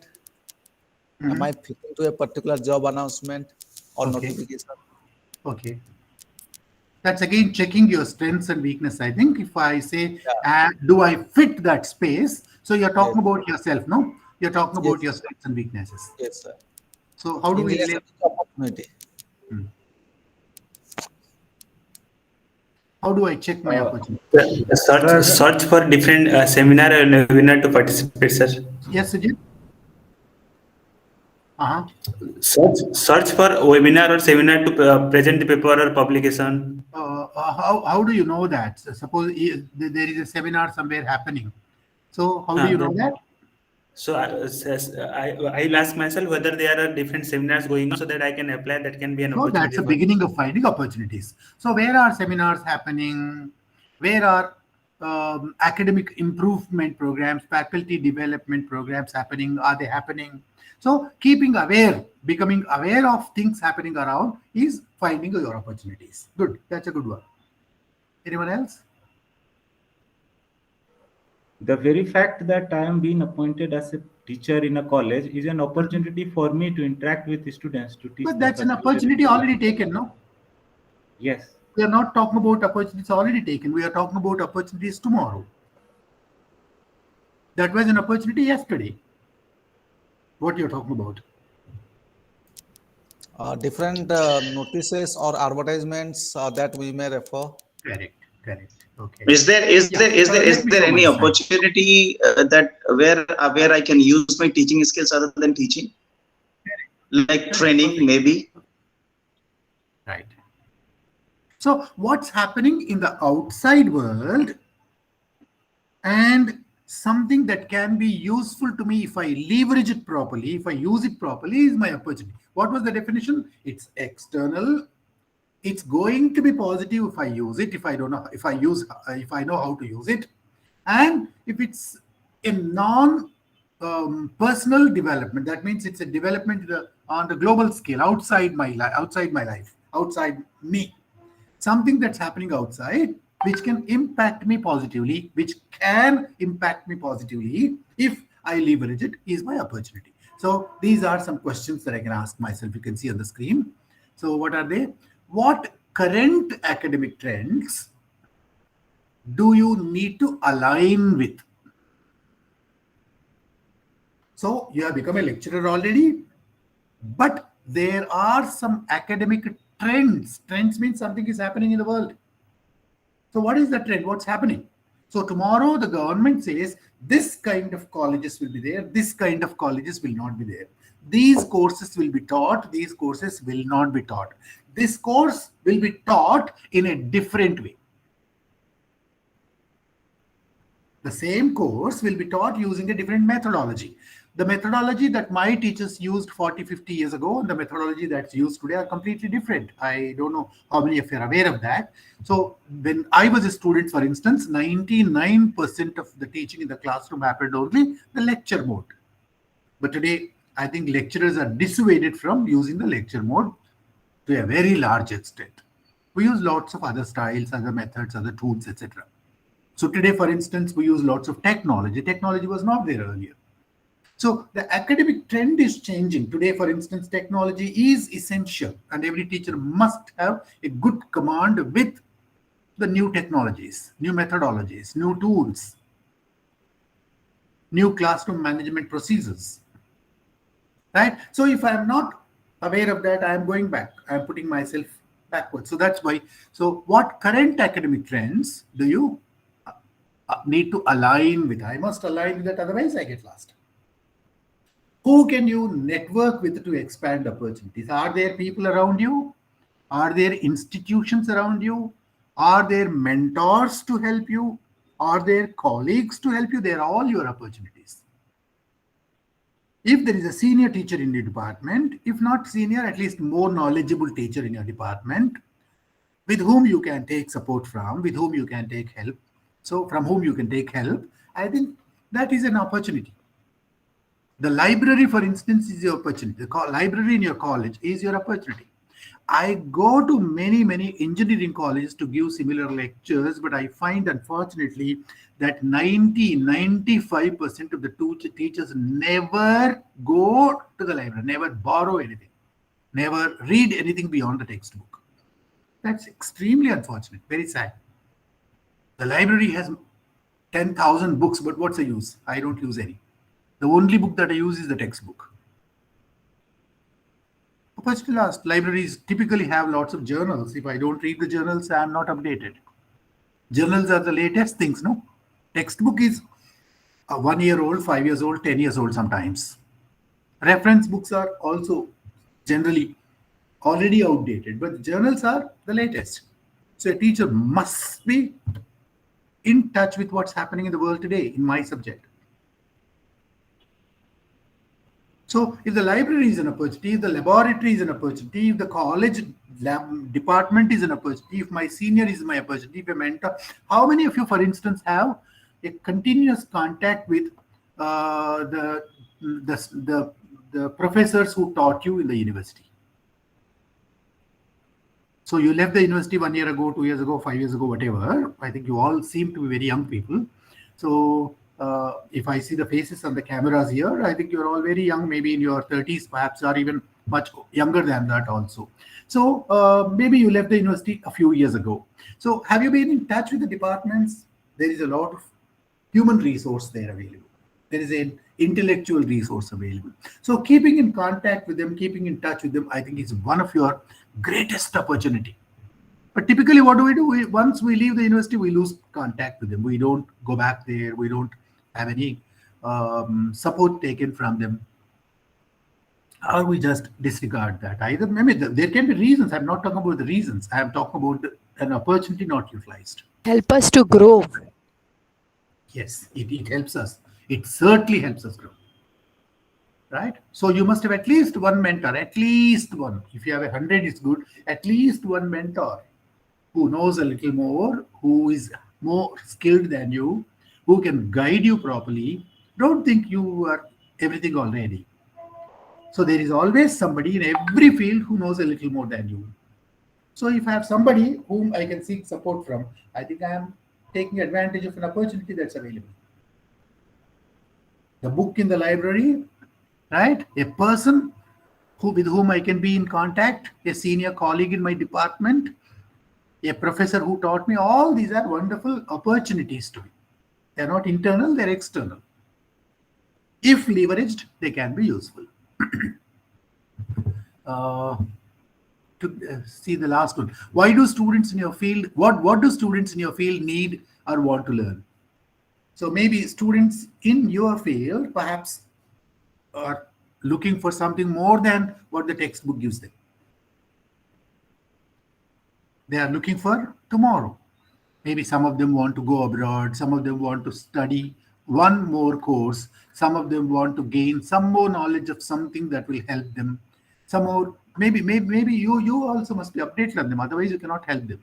You will be just a classroom teaching machine, a robot. So you will just deliver the subject and you will help students pass the exam, that's all.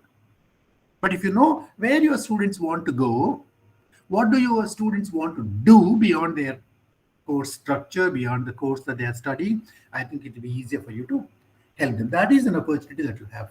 The moment you start upgrading your skills in that direction, you are already there in tomorrow. Otherwise, you are still lying in today only, or maybe yesterday. If you want to be there in tomorrow, you must grow with the trend. The trend is changing. How many of us are teaching the same things that we taught 20, 30, 40, 50 years ago? No, I think all of them are outdated already. Even languages. Don't think languages have not. Languages have changed, leave alone physics and chemistry. Languages have changed over a period of time. Right? Mathematics has changed. Everything has changed. So the changing content, the changing skill, the changing technology, the changing trend, all these things we must be updated. There are our opportunities. Right. So here is a list of sample opportunities. Maybe what you can do is every one of you can identify one that you think you also have in common. And some 2 or 3 of you can speak about them. Identify anyone which is very close to you. There are 10 of them on the screen.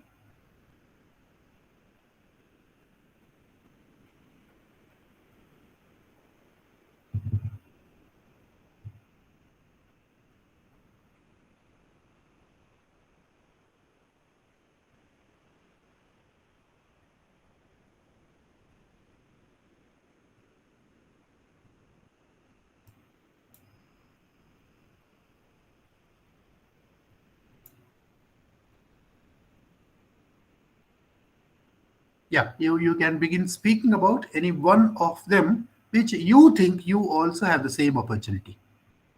Varsha, I haven't heard you so far. Varsha, would you like to say something?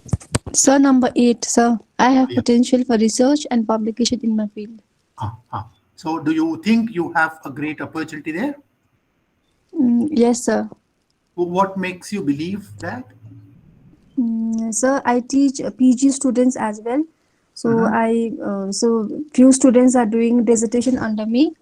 So there are some students are working under this plastic degrading bacteria and all. They are Excellent. searching for some antibiotic producing microbes from soil. So some research are going on. So I'm getting good results also. So I think I have potential for research and publication in those areas. Excellent, Varsha. I totally agree with you because anyone who is working in a postgraduate college typically has a good laboratory, right? And the laboratories that are meant for students can also be potential workspaces for research scholars. So whatever laboratory is available can also serve me to conduct some research about some chosen field. And because that opportunity is already there, I think I'm already blessed to have that. One more person. Hiranmai, do you think any one of these opportunities do you also have? Hiranmai, you need to unmute yourself.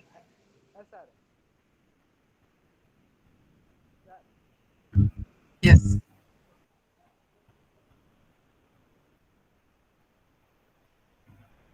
Hiranmai, I can't hear you. Okay, anybody else? Preeta, would you like to say something? So same 8th point. Actually, I completed my PhD. Along with that, I have published more than 18 research papers in national and international level. So it is actually helping me for my TY BMS students because they have a minor research in their semester 6 for 100 marks. So it is actually from my experiences. I help them to ease their research process so that I can also explain them what will be the challenges and how they can overcome the challenges by conducting the research and also help them to select the topic, a right topic which they have a knowledge on that topic, and they will also able to do better on that research so that they will get a expected result from that research which they are doing. Excellent. Excellent, Preeta. Thank you. Thank you, And sir. wish you all the best. I see Deepshika there. Deepshika, you haven't spoken yet. Deepshika, will you please switch on your camera?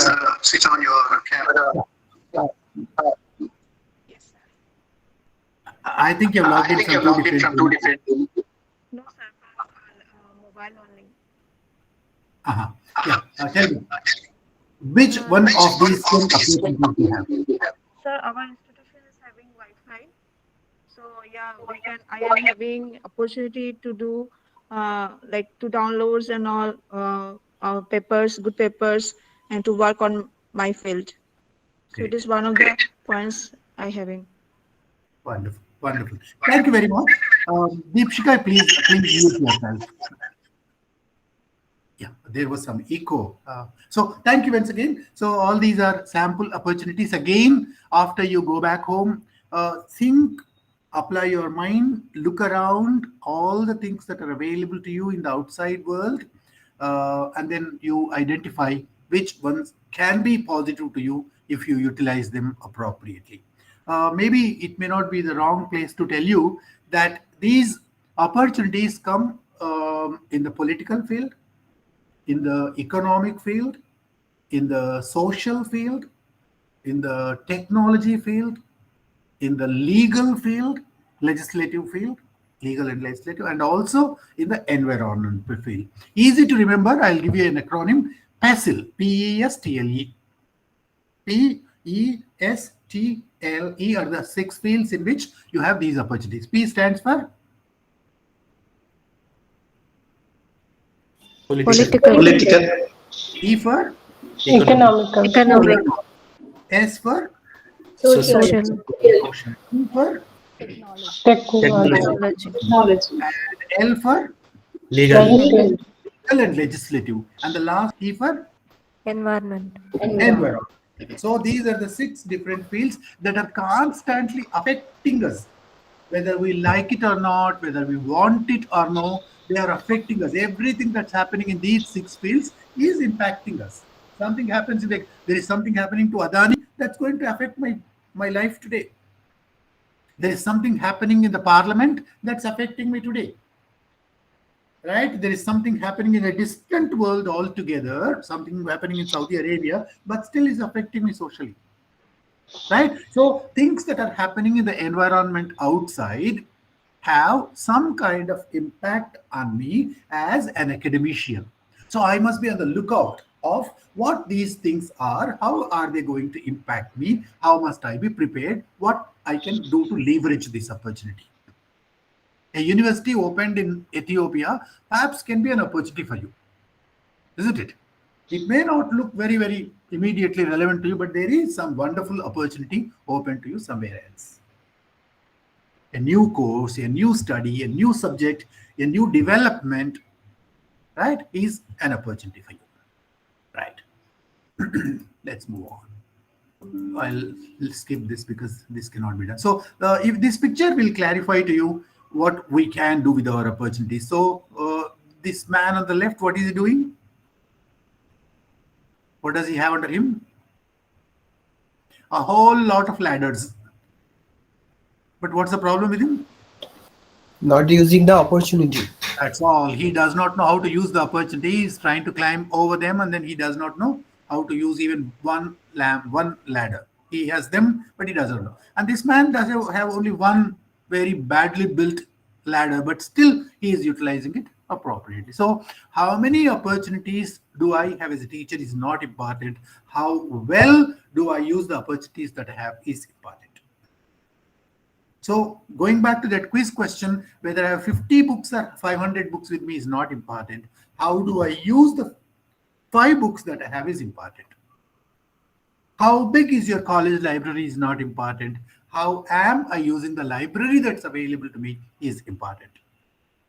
How good the laboratory that my students have or I have in my college is not important. How well can I leverage that to my needs is important. Clear? So opportunities need to be leveraged. Otherwise, they're just there. That's all. The books are there in the library and I am there in my room. I think make a mental picture of this and then always remember this, that opportunities may go wasted if they are not utilized or if I don't know how to use them. I must develop a strategy of my own to utilize every single small opportunity that I have. Right. Last one, challenges. So challenges again are very similar to opportunities, but they are negative. So if I know how to use them, they are useful to me. Otherwise, I cannot use them. I will be badly impacted by them. So what questions can I ask myself to find out my challenges? So what are the potential risks? If I don't do anything, just sit here, Corona may come. So I must have a mask to cover my nose and my mouth and my face or whatever to prevent Corona affecting me. So this mask is the preventive measure. Similarly, just because somebody told me, I already got a job, I'm a lecturer, I'm a professor, whatever, is not enough.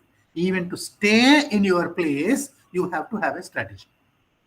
Tomorrow, there is every possibility that you are thrown out. For instance, the new education policy of Government of India has already thrown open doors to foreign universities. I think all of you know that.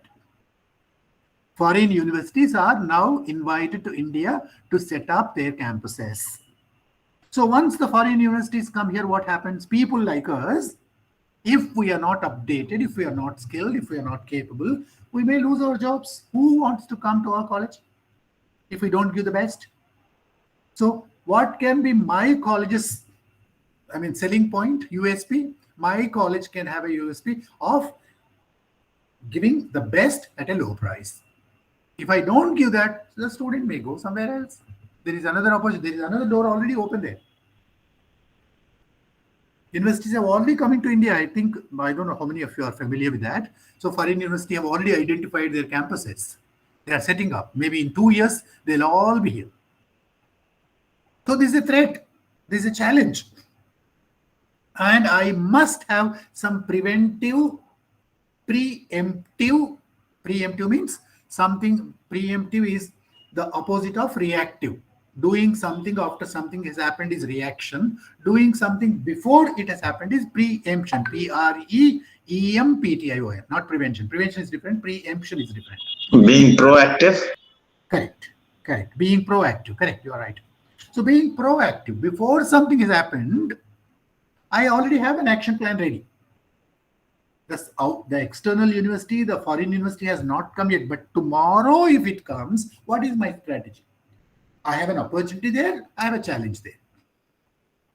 If I use that as an opportunity, maybe I'll look for a job opportunity by upskilling myself, by updating myself, by upgrading myself, and I look for an opportunity, I go there and then I work there, I get a better salary, maybe at least 5 times more salary than what I get, right? Because foreign universities naturally charge more, pay more.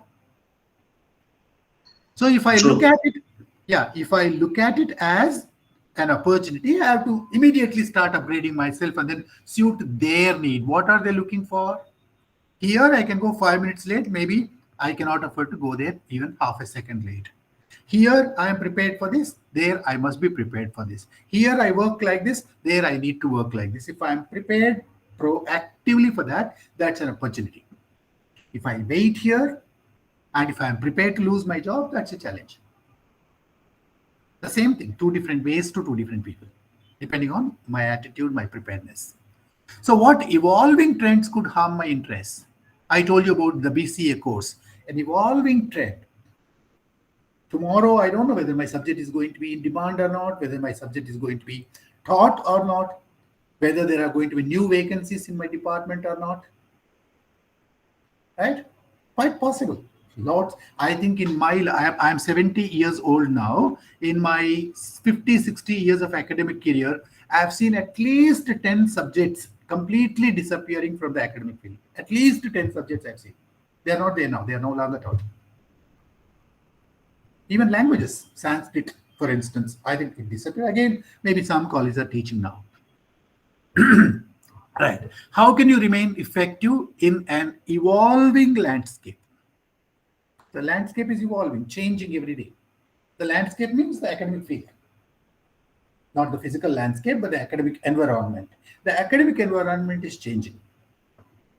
How many of us have upskilled ourselves about the new classroom training, teaching, facilitation methodologies? Many of us still are not. So that's going to be a big challenge to me. For instance, you cannot go to a foreign university and then ask them for a job if you do not know how to stop giving a lecture. No foreign university will ever encourage you to go to the classroom and give a lecture unless you are a chief speaker. Right? A lecturer, a trainer, a facilitator is not supposed to give a lecture. Only a chief guest can do that. Or a guest speaker can do that. A paper presenter can do that. So they must be very highly interactive, project-based, outcome-based, new technologies. Right, facilitative learning is a new term. Outcome-based learning is the new term. Right. What academic developments may affect your prospects? What inclusive learning environment do you need to foster? How do you balance academic and personal life? This may look personal, but still it can affect your career. So you must have a technique to balance your personal life and your academic or professional life. So this is a skill that you need to develop. If you do not have this skill, it is your weakness. If this skill affects you negatively, it is a challenge. Small difference. Right. So these are some examples of teachers with these challenges. Maybe I'll read them because last time we tried that Wi-Fi was a problem. I'll read them for you. We have no PhD guides in this town. It's a challenge. But the challenges also can be overcome. How do I overcome? I identify a PhD guide who is away from my town. I may have to travel a little more. I use modern technology. I use online interaction with that person. Maybe some such thing. Or I seek a job in a place where there are guides available. Such things. So the new syllabus as content that I am not conversant with. The books have changed, the syllabus has changed, the curriculum has changed, completely overhauled. And suddenly I realized, oh, this is not what I learned.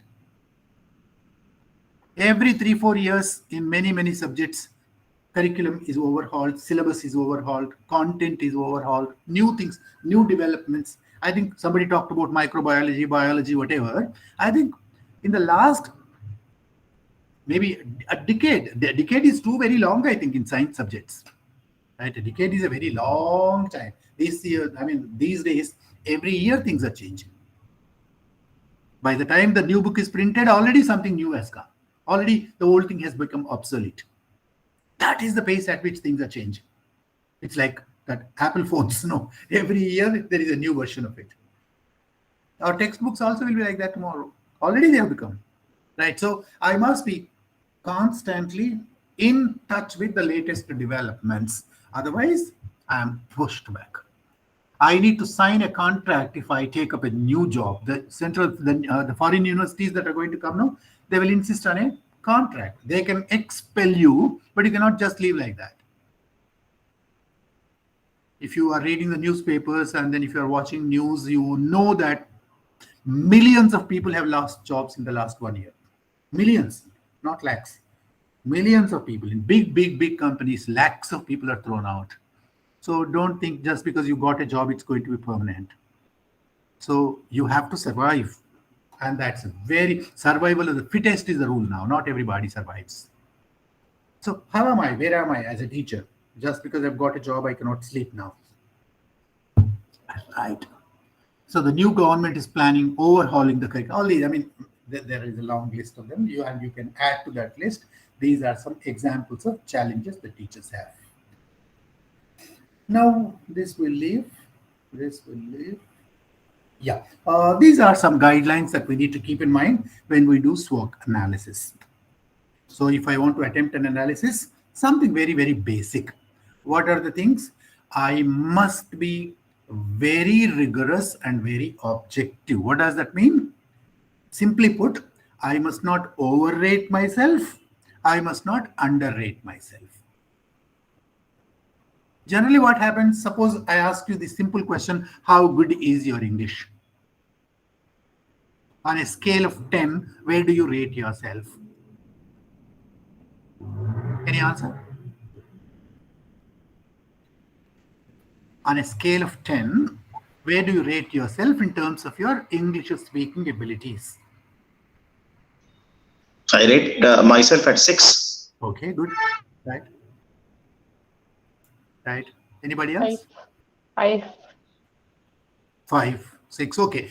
You others need not answer. Don't worry. So my question is different. Suppose I rate myself as 5 or 6 or 10 or 9 or 2 or whatever.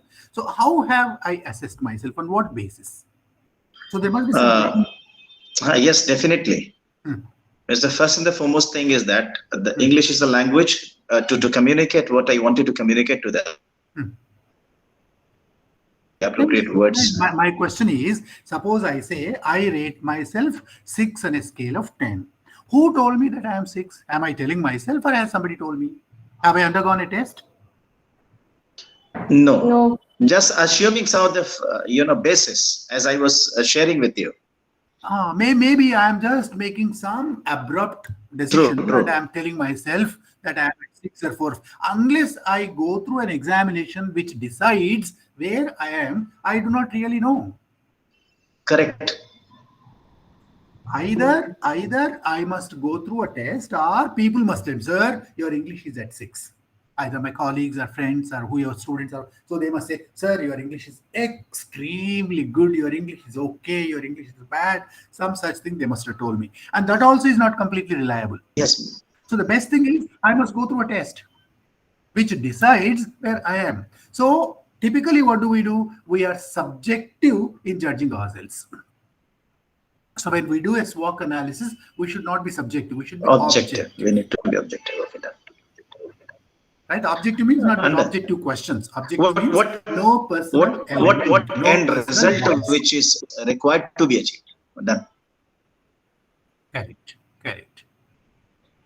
this word objective is often confusing. The word objective is not, it does not relate to multiple choice questions here. It means, objective means unbiased. I do not overrate myself, underrate myself. I'll be as unbiased, as unprejudiced as possible. Right. Then view from all perspectives. For instance, if I ask you the same question again, how good is your English? How do I rate myself?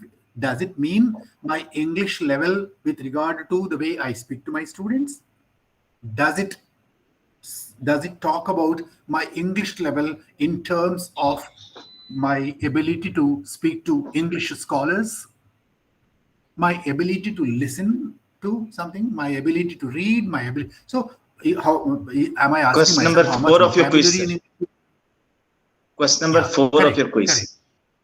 Exactly. So this, I need all the relevant information to assess myself from all perspectives, from multiple perspectives. So if I have to tell you that I rate myself 6 on a scale of 10, I must know what students tell me, what my teachers tell me, what my colleagues tell me, what my exams tell me, what I tell myself. Then only it becomes a multi-pronged assessment, right? Right. So be realistic, be specific, use verifiable facts only, and prioritize. Suppose I have 5 challenges. So which is the one that I need to attack first? Which is the first one that I need to prepare for myself first? Which, suppose I have 10 strengths, which is the one that I need to capitalize most on? Suppose I have 2 weaknesses, which is the one that I need to combat, which is the one that can wait for some time. So prioritization is also very important. I cannot work on all of them at the same time. So once, suppose I make a list of weaknesses, for instance, and I have 10 weaknesses. Out of these 10 weaknesses, which is the one that immediately must be attended to? That's prioritization. So after you make a list of all the 4 items, your strengths, your weaknesses, your opportunities, your challenges, each list you prioritize, give themselves number. This is the first one. This is the first strength. This is the last strength that I need to work on. This is the first weakness. This is the last one. Like that, prioritize. Right. I think this one slide again gives you everything in a nutshell for everything that we have spoken so far. So what is this? So this template, this has 4 parts in it. So here are strengths, and here are weaknesses, here are opportunities, and here are challenges. So what are strengths? Can you read this under S? Good now. They are? Good now. So there are 2 words. One, strengths are good means positive. They are now. They are already with you. So to define strengths, a quality must fulfill these 2 conditions. Anything that's good to you, anything that you already have is a strength. So it's good to you, it's now available to you. On the other hand, opportunities, what do you read below that? Good future. They are good, but not now, tomorrow. Strengths are good, opportunities also are good, but opportunities are good only tomorrow. That's why you must have a preemptive or proactive scheme, right? A strategy to work on that. Weaknesses are bad and now. Already they are working on you. Already they are damaging your prospects. Already they are working on you. Already you are losing something because of that. They are current. They are already within you or with you. Something that you are not able to do today to achieve your goals, and something that is standing like a stumbling block in your way, like an impediment in your way, right? That is a weakness. Already acting on you. That's why it's bad. Already with you. That's why now. Negative. Negative, current, present. And challenges, on the other hand, are bad, but in the future. If I don't do anything, they will affect you. If you do something preemptive, naturally they will not do anything. It's like taking some preventive medicine, right? If you, for the sake of challenges, you must take some preventive medicine. What is that preventive medicine? A preventive action. Here is preventive action. Tomorrow, It's going to happen. That's why today I'm going to be ready. Tomorrow I have to stop teaching my subject and teach a new subject. So I'm getting ready. Tomorrow my college is going to close, and that's why I have an alternative plan ready. No admissions are happening. When I was working in government here, this was about 35 years ago. So there was one section in our college which completely got closed because there were no admissions at all, zero admissions. So I was teaching at the graduate level at that time. There were 3 years, first year, second year, third year, zero admissions in first year. That means workload to that extent got down, only second and third year. The next year, again, there were no admissions, only third year was there. So I think some people lost jobs.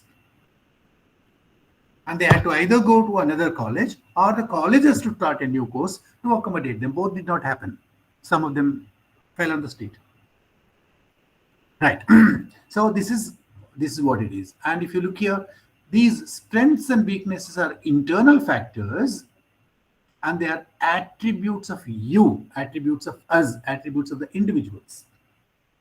I am responsible for them. I created themselves for me. I can control them. They are completely under my control. I am responsible for them, both good and bad. I can manipulate them. My strengths I can manipulate, my weaknesses I can overcome. The world did not give them to me, I gave them myself.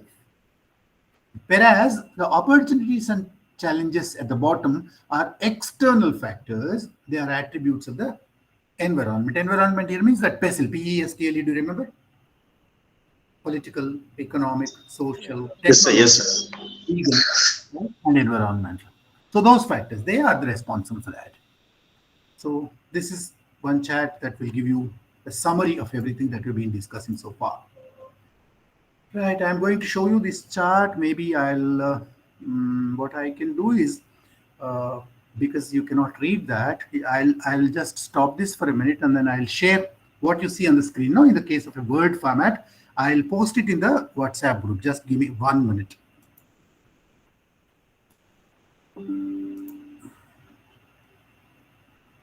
Just half a minute, please.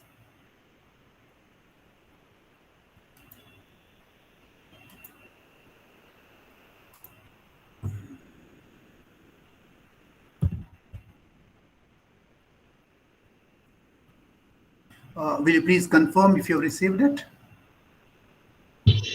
Yes, sir.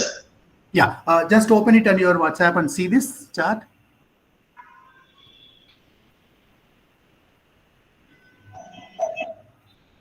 There may be some minor variations in an old slide. Most of the things which were there in the previous slides. Right, correct. It's a kind of, compilation of all the things on one page. Half an hour, 40 minutes. Hello? Yes, sir. Yeah, so maybe if you have time, you can take a look at that. Otherwise, you can take a look at it afterwards. So this is a complete SWOC analysis of all the 4 quarters. So you have made a list of your strengths, your weaknesses, your opportunities, and your challenges. So everything on one page. But what do you do here for an exercise when you make an effort? So typically, you after you going home, you take one sheet of paper, right? Make a 4-square box like this, and then write your name at the top and write the date also. Will you tell me why do you write the date? So that I can just whatever I'm going to do for the improvement, I can judge it afterwards. Any other reason? Or compare it. Referring the where I'm now. Improvement Now and future. Madhumita, you said something. Madhumita, I would like to hear you. Yes, to mentioning now and future. Deepshika, you said something? Professor Saroj, you said something. So actually, I was saying just to keep it in record for a comparative analysis in future. Right. More important than all that you said, I just would like to tell you, to add to that, I'd like to tell you that your SWOC is not permanent. Your SWOC will not remain the same all the while. Today, if you do a SWOC analysis, and if you do the same SWOC analysis a month later, it's likely to be different because you might have already overcome some of your weaknesses. Some strengths, perhaps if you did not utilize them properly or if you did not up them, might have disappeared, might have sometimes been turned weaknesses. They may be no more relevant. Opportunities that were there yesterday might have disappeared. They are no longer opportunities. Challenges, perhaps newer challenges are happening. So every day things are changing. It's not a fixed, right, analysis. So it's not the same thing. Oh, that's why if you put the date today, like Professor Saroj and others said, so you can make a comparative analysis later, and you can also check whether what are the areas in which you still have scope to improve, still have scope to work on, still have things to do, like that. So put the date compulsory and have these 4 compartments in this, and write your strengths as on today, write your weaknesses as on today, write your opportunities and challenges as you see them. Be as objective as possible, be unprejudiced, be very rigorous, right? Prioritize and identify some 2 or 3 or 4 or 5 in each box. Like the example, this was only an example of an ideal teacher, or maybe a typical teacher, not ideal, a typical teacher. Somebody did that, okay. But what about mine? I have to work on this.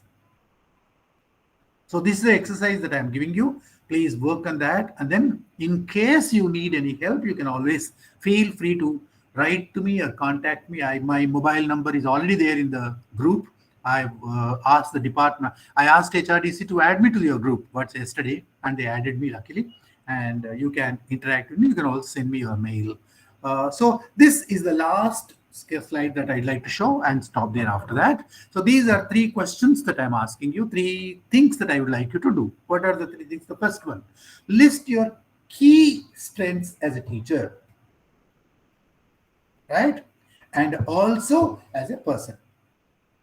So let this help you not only as a teacher, but also as a human being, as an individual, both. So list your key strengths. Key strengths means the most important. You may have 50 strengths, but what are the key ones in that? The 4 or 5.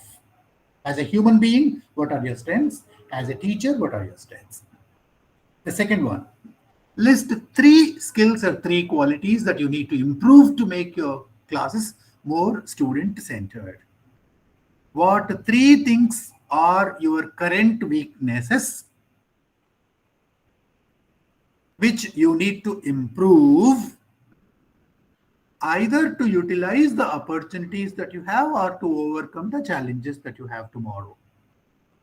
What weaknesses, like your skills and knowledge, skills and personal qualities that you have today, which need to be overcome? Why do you want to overcome? Because tomorrow the world is going to be different. The opportunities are going to be there. Challenges are going to be there. And you must have a strategy to overcome your weaknesses so that you'll be a better teacher tomorrow. Right. The last one. Set yourself 3 targets that you would like to achieve during the next 6 months. You are in February now. By July, August. So what are 3 things that you would like to resolve? That you would like to, would like to achieve. 3 targets that you would like to achieve as a teacher. To go back to the same example, suppose my vocabulary is not very, very, very exhaustive. I want to improve my vocabulary to the next level. I would like to know at least 100 new English words in the next 6 months. That's a very clear, specific goal. I have problem with pronouncing many English words properly. I have that mother tongue influence. So I would like to overcome that by taking a certain course, by taking somebody's help, by practicing, by using a machine, by using a software that's available, right? Whatever, I would like to improve my English pronunciation skills. I don't know how to use the physical space that's available in my classroom. I just go to the classroom and teach the class as it is set already. I don't make any infrastructural changes. Many teachers don't do that. No, many teachers don't do any infrastructural change. They just go to the class. Okay, the tables are like this, the benches are like this, the board is here, the classroom is here. Let me teach. That's all. But if you imaginatively look at the infrastructure that's available, you can make some small manipulative changes to make it much more effective. Where is the light coming from? Where is the audio? Where are the students seated? How are they seated? Are they sitting in clusters? Why are they going back? Why are they coming forward? Can you make some small manipulation to that? I think even that fetches a lot of positive results. I did that. And I'm telling you with my experience, by making small changes. I don't know. I mean, for instance, you might have looked at my own class today. So I was calling you by names.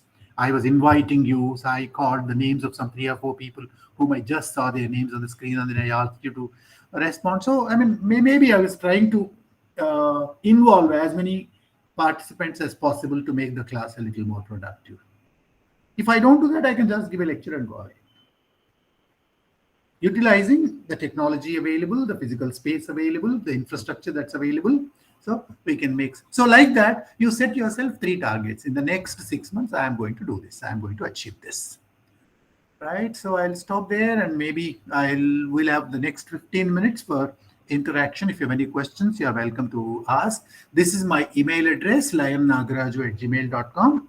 And the slideshow that I used today is already available at slideshare.net/nagaRAJU. If you go to this website, you will see all my slideshows. I have prepared hundreds of slideshows. I have put them in the open domain for people like you. And I think, slideshows are not for hiding, not for keeping them to ourselves. I would like to share them with you. I prepared hundreds of them, and they're all in the open domain.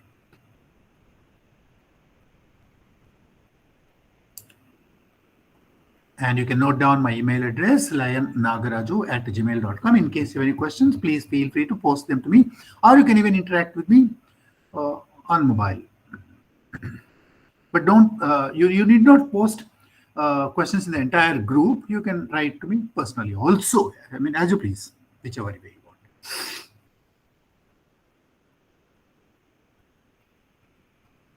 So we have some 10 to 15 minutes left, and then in case you have any questions, please feel free to ask. I think we can stop sharing now.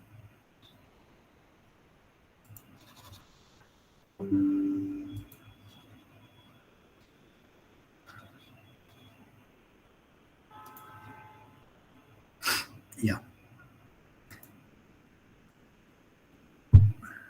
Open. The field is open. The floor is open. So I have one question. Actually, sir, many of the faculties working in an unneeded section, you know that's an unneeded means it's a contract job.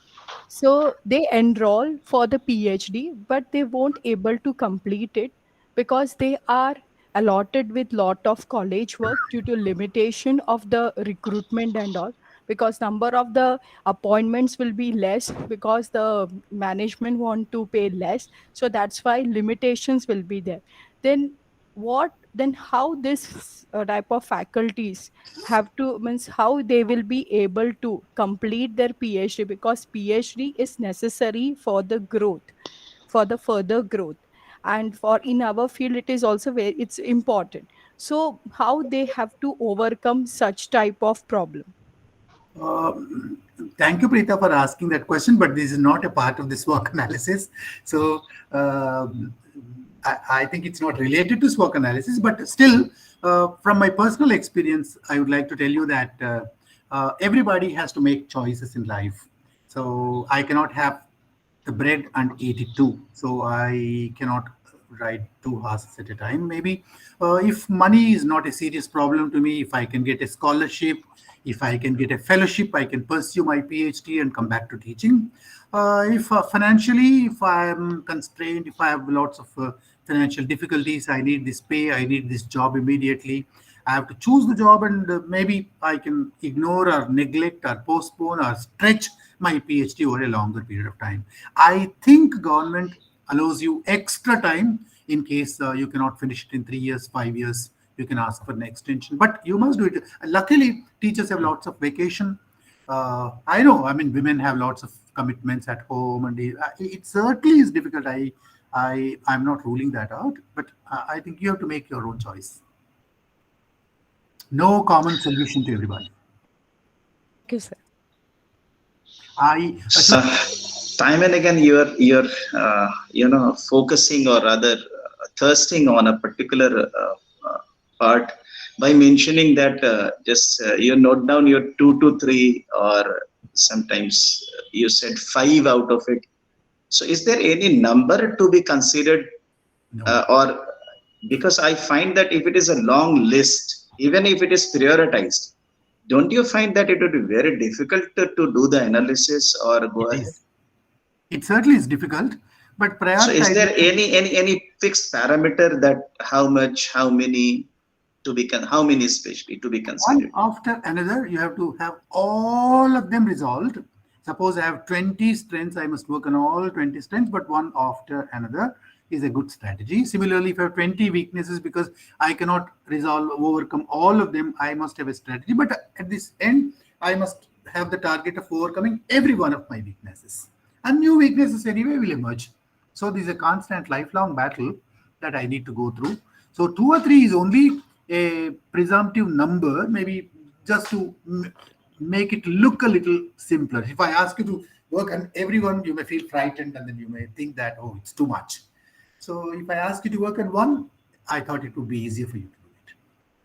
Even after having a long list, it will take quite some time. It will require a long time period to work upon each and every one, and it may get obsolete by the passage of time as well. Absolutely perfect. Correct. You're right. A strength that you further build may not be relevant to you tomorrow, possible. A weakness that you overcome again may not be relevant to you tomorrow. That is relevant, quite possible. An opportunity that you begin working on today may not be available tomorrow, right? Similarly, a challenge for which you muster all your courage and effort and all that, you are ready to overcome that. Corona too did not come at all. We were prepared. We were prepared. No, the government had special meetings and all that, but it did not come at all. So that also happens. In China, they were not prepared for the second wave. Yeah, they were not prepared. It came. Here we were prepared. It did not come. Devastating for them. Sir, one just clarification regarding this strength, weakness, this SWOC analysis. Like we are basically categorizing resources as strength, but can it be opportunity also that, for example, if my parents have money, then I can pursue higher education and all those things. And if someone does not have, in that case, that becomes opportunity there. So can resource be strength or opportunity also? That's why, see, what is strength to somebody need not be a strength to everybody. That's why I chose that quiz questions. See, deliberately, I made the 3rd and 4th questions a little more complex for you to choose your answers, so that you will know that the answers cannot be or need not be the same to everybody. What is a strength to me? I gave you the example of the English speaking skills. Suppose I am a millionaire, I have $1 million in my pocket right now, hard cash. But suppose I'm in a desert where there's nobody who knows money. So what's the use of the money that I have? That cannot buy me anything. I must know how to make my own food. An island where there is nobody, and if I carry that $1 million with me, I thought it was a strength. But the $1 million is just waste, useless, if I do not know how to make my own food. Similarly, all the academic strengths also may be relevant to you, may be relevant not to somebody else. I gave you the example of an English-speaking context, a non-English speaking context. So an ability to speak English is a strength to somebody, maybe irrelevant to somebody. Difficult to say. You have to put yourself in your context. I have to put myself in my context. I can have 10 weaknesses. 10, it does not mean that I have to have only one weakness. Yes, sir. I can have 10. I can have 500 opportunities. There may be somebody who does not have any strength at all, but still might have become a teacher by chance. Yes, sir. Quite possible. There may be somebody who has 500 strengths and no weaknesses, a Superman, right? There may be. We don't know. I have to put myself in my context and assess myself. SWOC is a self-analysis or a group analysis. If a group, it works within the group. If I am an individual, I am an individual at my level. I cannot take your opinion to assess my SWOC. Even if I take this opinion, that serves me as an additional tool. That's all. But finally, I am assessing myself. Sir. Thank you. So even after having a similar sort of resources with two groups or two individuals, one may grab the opportunity, one may not grab the opportunity. Correct. Because you saw those ladders? Yes. You saw the ladders, no? One may use that, one may not use that. One may have the library and use it. One may not have the library, still use it.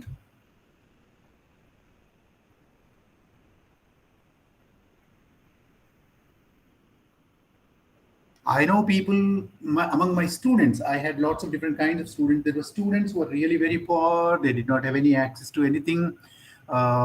They just survived on support from others, but still they, did outstandingly well in their lives. And some people were affluent, had everything, access to all the resources that they needed, and they did not do much in life. So possibilities are different. What is lacking behind this? What they are lacking behind this means they have everything. Maybe what they are lacking is they never did this kind of an analysis. They never knew their strengths. They never reflected themselves in front. They never stood in front of a mirror of life. They never assessed themselves. What is it that I can do? What are my goals? How do I connect my strengths and weaknesses to my future goals? Unless I have done this, how do I know? Self-assessment is necessary. It's very essential. That's the first step I said. Suppose a student asks you, Madam, after 3 years, 5 years, 10 years, I would like to go to America and settle there. So he has a certain goal, you can guide him. If suppose he does not say anything, he does not have any goal at all, he comes and tells you, Madam, what do you want me to do? So you will speak your mind to him. You will say what you think is best to him. It will be very difficult for you to guide, no? It's like somebody going to the bus station and asking the driver, where is this bus going, instead of asking him whether it will take him to the place where he wants to go.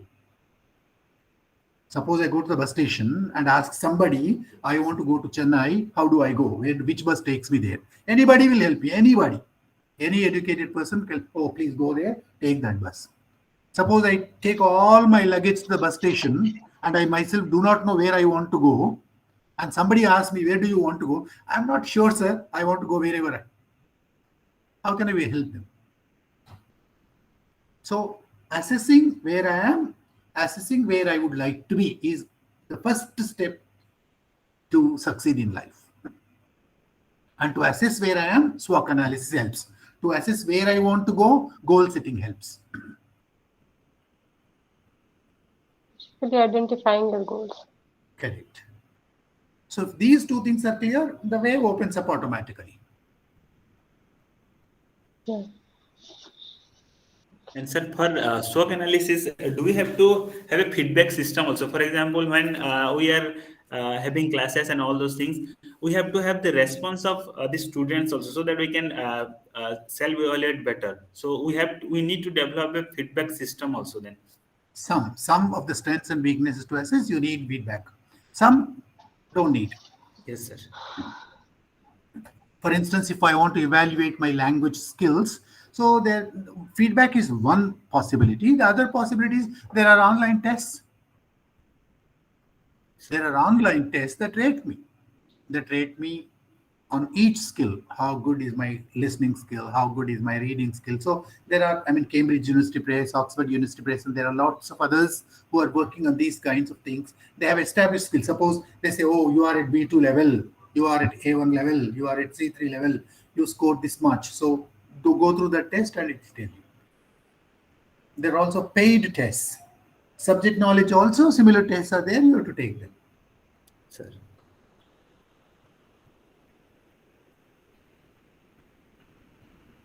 So thank you very much. I think I'm going to have one more class.